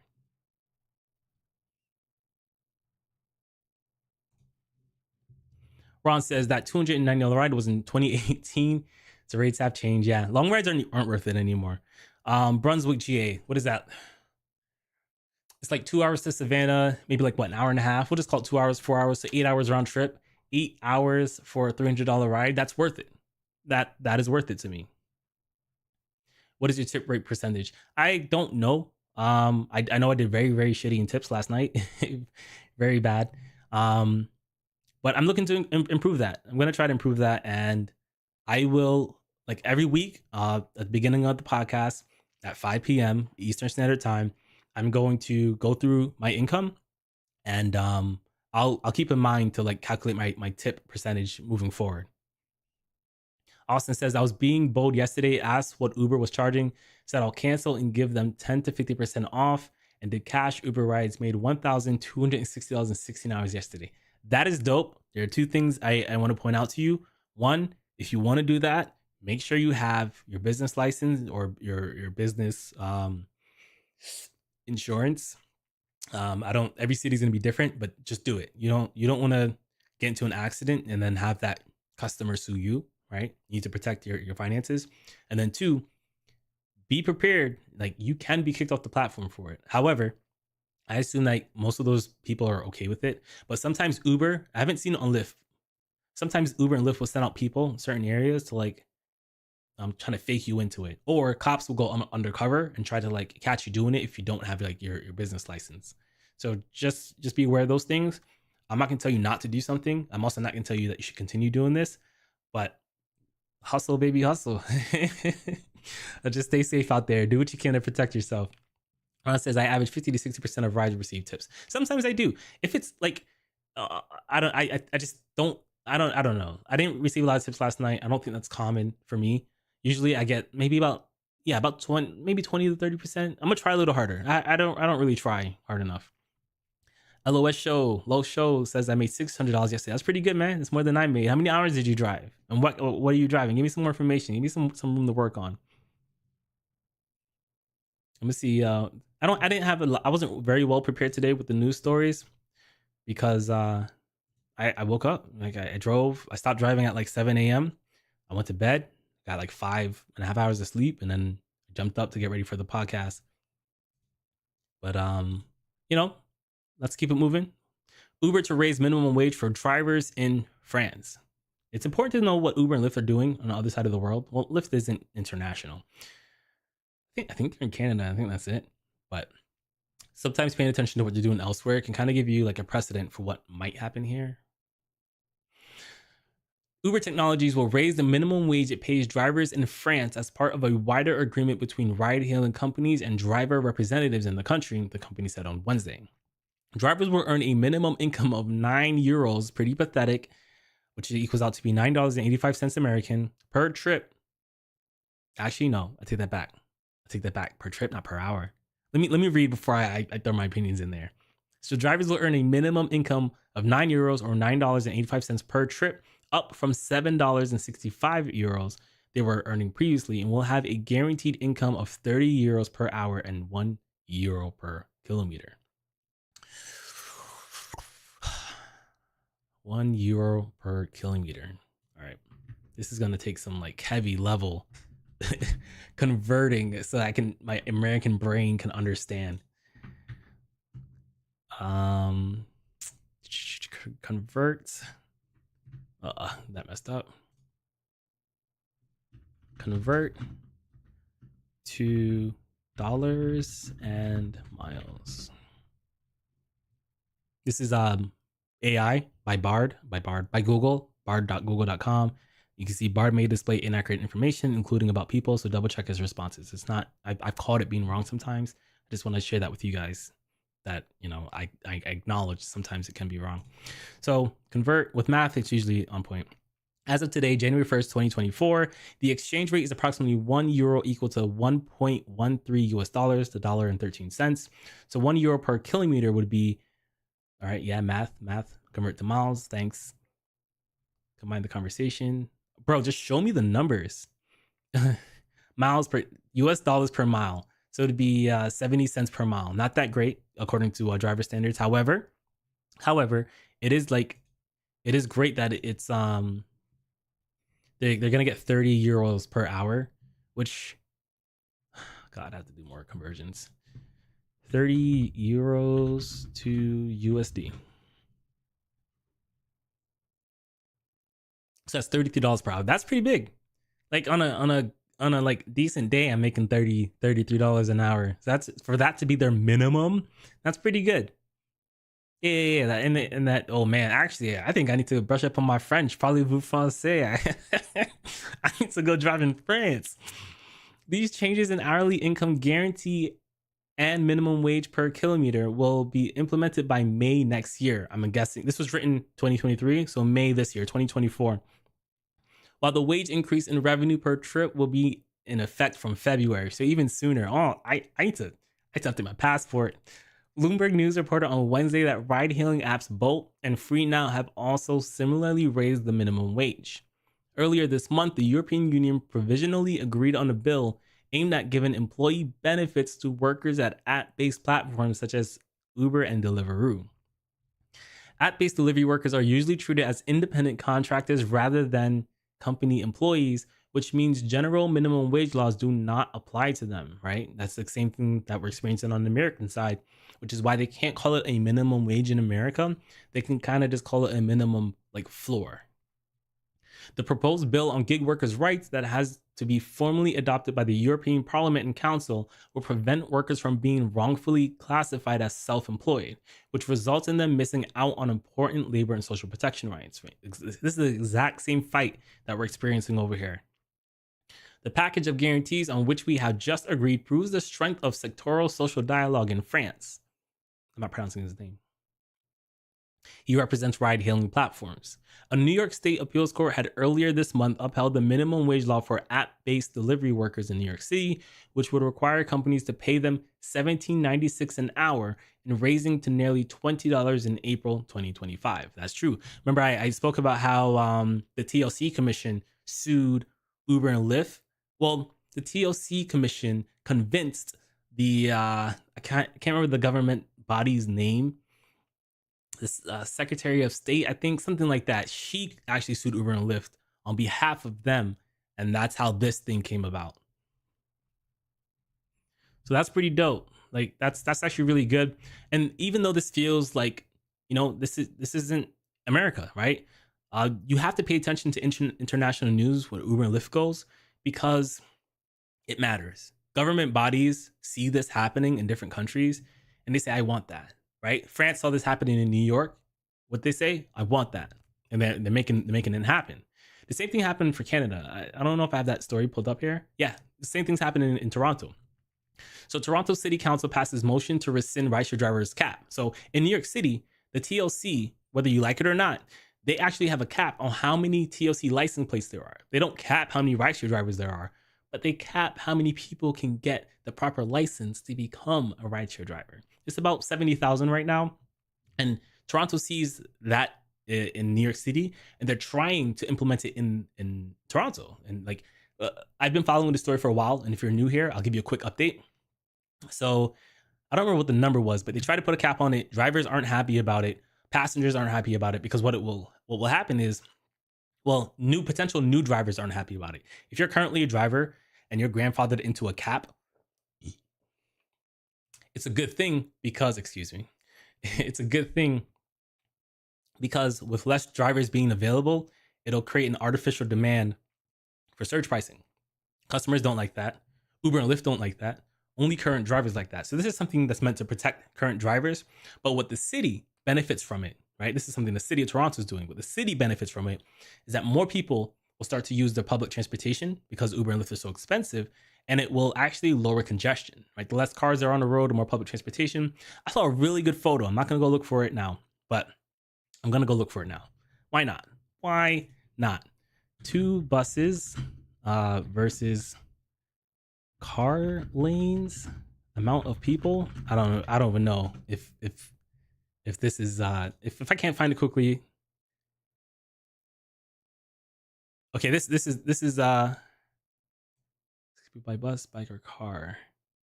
This is a good like comparison with what I'm like really kind of talking about. So here you have X amount of people. It looks like to be 60 people, right? So you have 60 people. Here's what 60 people look like in a bus, right? Now here's what 60 people look like in cars. You can see it's a significant difference in the traffic levels that this can cause. So it is in the city's best interest to lower congestion through this means. Even New York City, like that's one reason they did it. They even go as far as like saying if you drive in certain parts of Manhattan, you're gonna have to pay toll. It's a congestion toll. That's something that starts this year too. So this is an update. Uber threatened that they would sue, and this is how Toronto is responding to the threat of the lawsuit. Toronto City Council voted unanimously Thursday to pass a motion from Mayor Olivia Chow, who's the one that started this, on rideshare caps as a lawsuit from Uber was looming. Mayor Chow introduced the motion at City Council on Thursday evening to rescind the rideshare cap, calling the city manager to file a report to council by late February. Chow says that she met with major businesses and the number one issue was congestion. Just told you, that's why they want to do it. And I've been to Toronto. Toronto does have congestion problems similar to New York City. It's a great place. It's nice. In a statement to Global News, a spokesperson for Uber Canada says they welcome the reversal. By reversing their arbitrary rideshare cap, City Council is providing temporary relief to the hundreds of thousands of Toronto Canadians who use rideshare and to the drivers who can use the opportunity to earn extra income, reads the emailed statement. However, despite the reversal for now, Uber Canada says they're still willing to go down a path of litigation if needed. So they're trying to protect their future here. It's in Uber's best interest not to pay out extra in surges. Their business goal is to saturate the market, which will decrease how much they have to pay drivers. It's the truth, right? They're outwardly saying it. I'm telling you it's the truth. And I can also tell you that there's things drivers can do to make more money. Both can be true. But make no mistake, this is only a short-term fix. Mayor Chow has signaled her intention to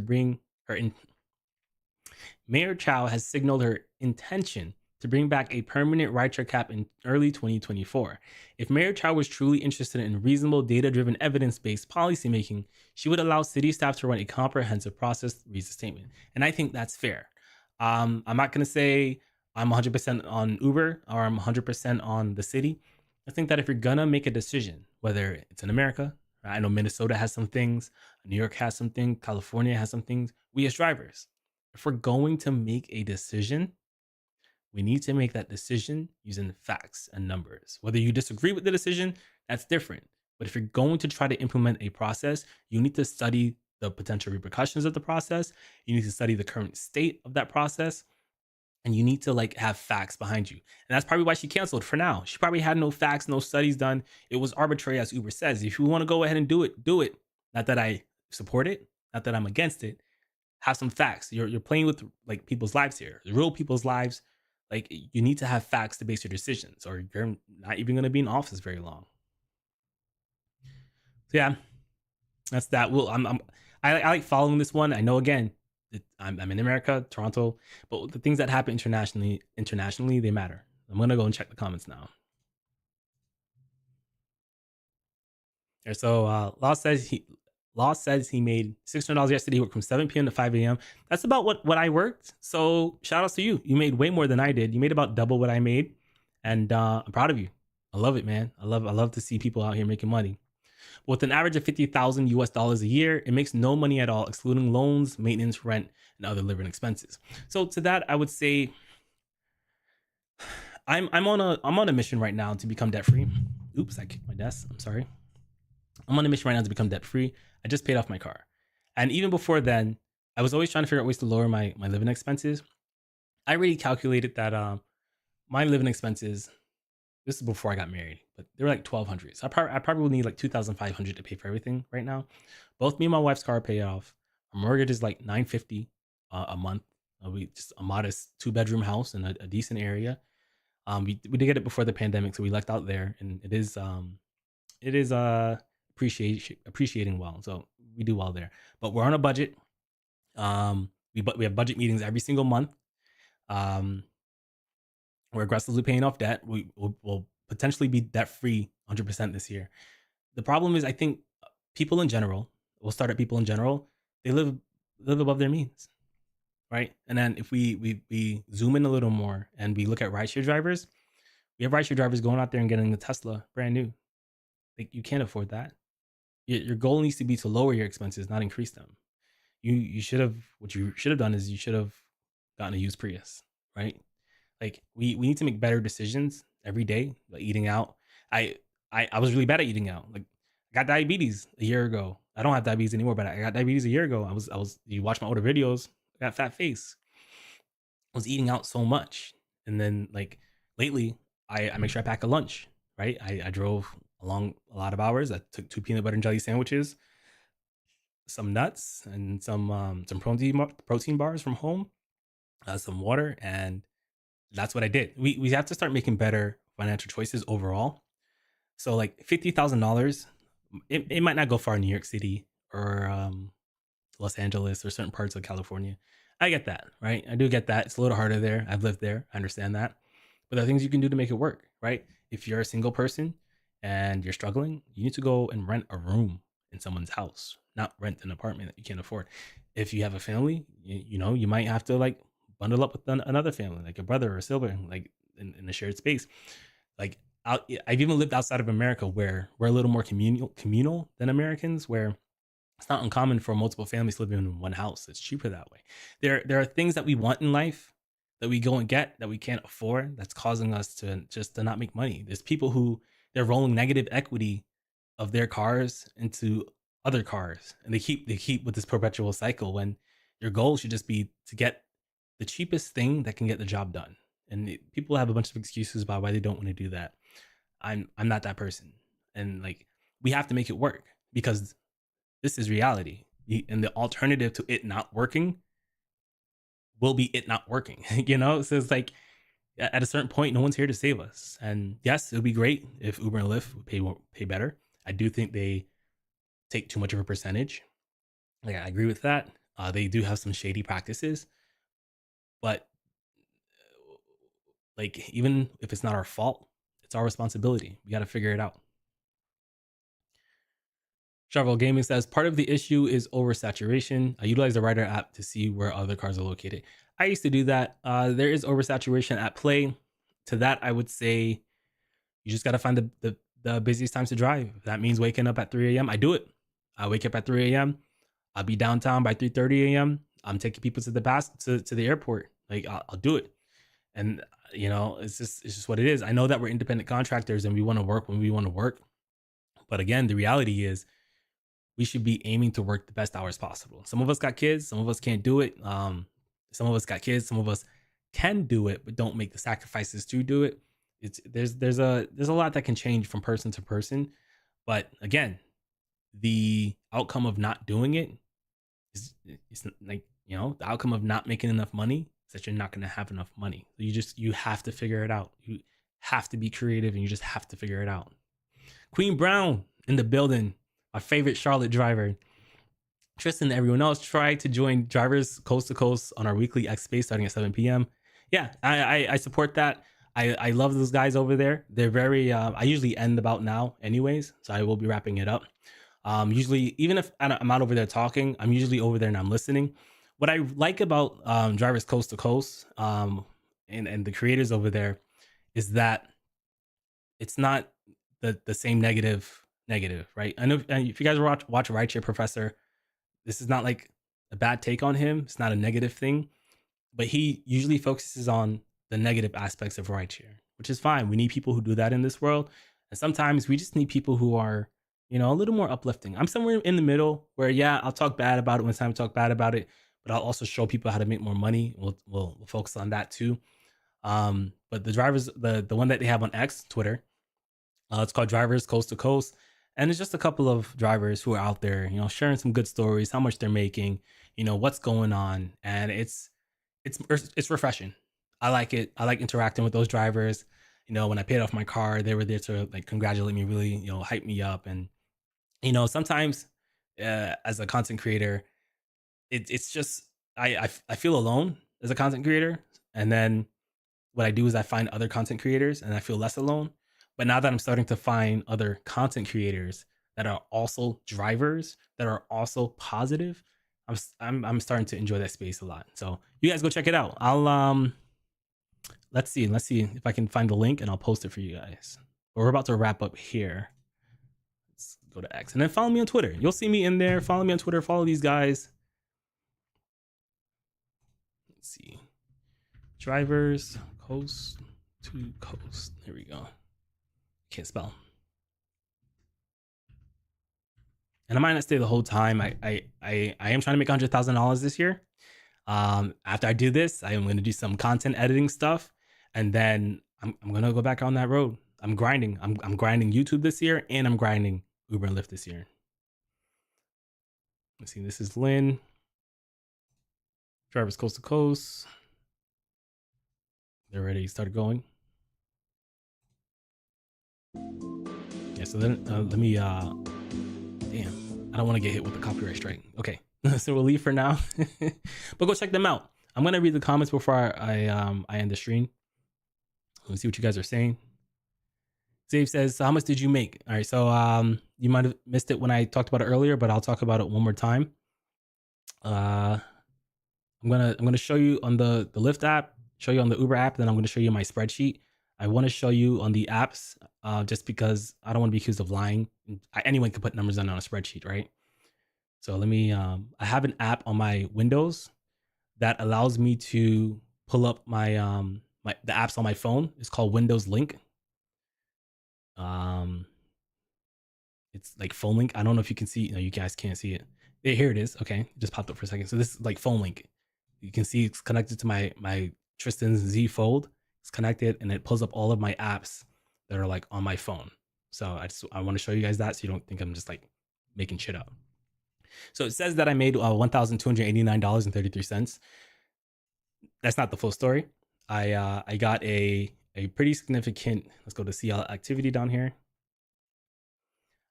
We'll go back to yesterday or last week. I only drove one day last week, which this was today. I got a $920 referral bonus. I drove 6 hours, 34 minutes. I'll show you what this works out to in the spreadsheet. It breaks it down automatically, but this is real. This is it. And then I drove a little bit into this morning for like an hour, 16 minutes, $47.57. But then I also drove Uber as well. I like moving around in the app a little bit. So you guys know it's not just like a screenshot that I edited or something. So you see $99.91. I only drove Sunday. Hour and 19 minutes down here. I'm pointing with my hand, but you guys can't see that. Over 4 trips. And then what I do is I put it on my spreadsheet. This is a spreadsheet that I made. You can get access to it. You can get access to it by supporting me on Patreon down below. Or if you become a member at the $9.99 level, it's also in the link below. You can get access to this as well. Anything that's in gray is automatically generated. So you put your starting mileage, you put your ending mileage, and you put the purpose of the business. And then I didn't add the referral bonus to this, so I subtracted it. So I added that I made Uber $99.10, Lyft $280.40 over the course of those 6 hours. Per hour is $41 per hour here. With Uber, it's $75 per hour. And I put my offline time because I didn't spend the entire time with the apps on. And I also included my 30-minute break. So if I'm driving somewhere and my apps are off, I track it on my watch so that I can accurately count how much my hourly pay is. So at the top of the spreadsheet, you see the total, $379.50. You see the amount of hours I worked, 8 hours, 47 minutes, including my offline time. You can see the per hour, $43.21. You can see my mileage. I drove 285 miles. My per mile rate, $1.33. I paid $23.25 in expenses. I had to pay $2 to get air because I refused to fix my tire because I'm lazy. I'm sorry. And then I paid $21.25 for gas. What I did was At the beginning of the shift, I filled up the gas. That's not reflected in this, right? I filled up my gas. That's reflected in a different spreadsheet. Whenever I start a shift, I fill up my gas, I drive, and then when I'm done, I fill my tank up again when I'm done driving, so that I know that the $21.25 that it took me to fill my gas, that allowed me to make $379.50. Right? It's like what, maybe 6-7% in expenses. I have it to where my expenses are calculated on a per hour basis. It cost me $2.65 per hour to operate my business so far. I don't have things like I don't have a car note. I was about to say car note, but I paid off my car last month. I have insurance that I put in these expenses as they come. Like these are real life expenses. So at the beginning of every live stream, every Monday, 5 p.m. EST, moving forward, I'm going to update you with how much money I made every week, and you'll see more and more expenses added into that. And then I have my tax summary over here. My mileage write-off, this is calculated by multiplying the amount of miles I drove by the standard deduction of 67 cents. 67 cents is the standard deduction for 2024. And then it shows you my taxable income once it subtracts my gross income from the deductible. So a taxable income is $188.55. I put in this tax rate, right? Anything that's gray is automatic. White, you have to do it yourself. My estimated tax rate is about 15%. Google how to figure out your estimated tax rate. It'll be easier to do it once you do your taxes for last year. My estimated taxes, so out of the $379 that I made, right? My estimated taxes is $28.28, and my true net. So we take our gross, we subtract our expenses, and we subtract our estimated taxes, and it gives us the true net. This is the number that no one can take away from us at the end of the day. That's $327.97. Then we calculate the hourly version of your true net, your true hourly, which is how much you're actually walking home with. No one can take that away from you unless you spend it on something you shouldn't. $37.34. It's fun hanging out with you guys. It is now 7:02 p.m. EST. Go and like check out. Let me see. I don't know where the tab is. I have so many tabs open. Go check these. This is the comments. Not bad. I did a bunch of short trips, made like 5, 6. That's dope, bro. Let's go. You did better than me. I respect it. I love seeing other people hustle out here. Love it. Love it. Love it. Love it. Some people get mad. I don't. So go over here. Go listen to these guys. It's on Twitter. I'm going to drop a link in chat. Go support these guys. I'll be in there listening. It was fun hanging out with you guys. Look forward to my videos. I drop clips. I try to do one video a day. So if you see videos lined up, that's why. If you want early access to those videos, you can get early access by supporting the channel using the link below. I'll see you guys next week. Peace.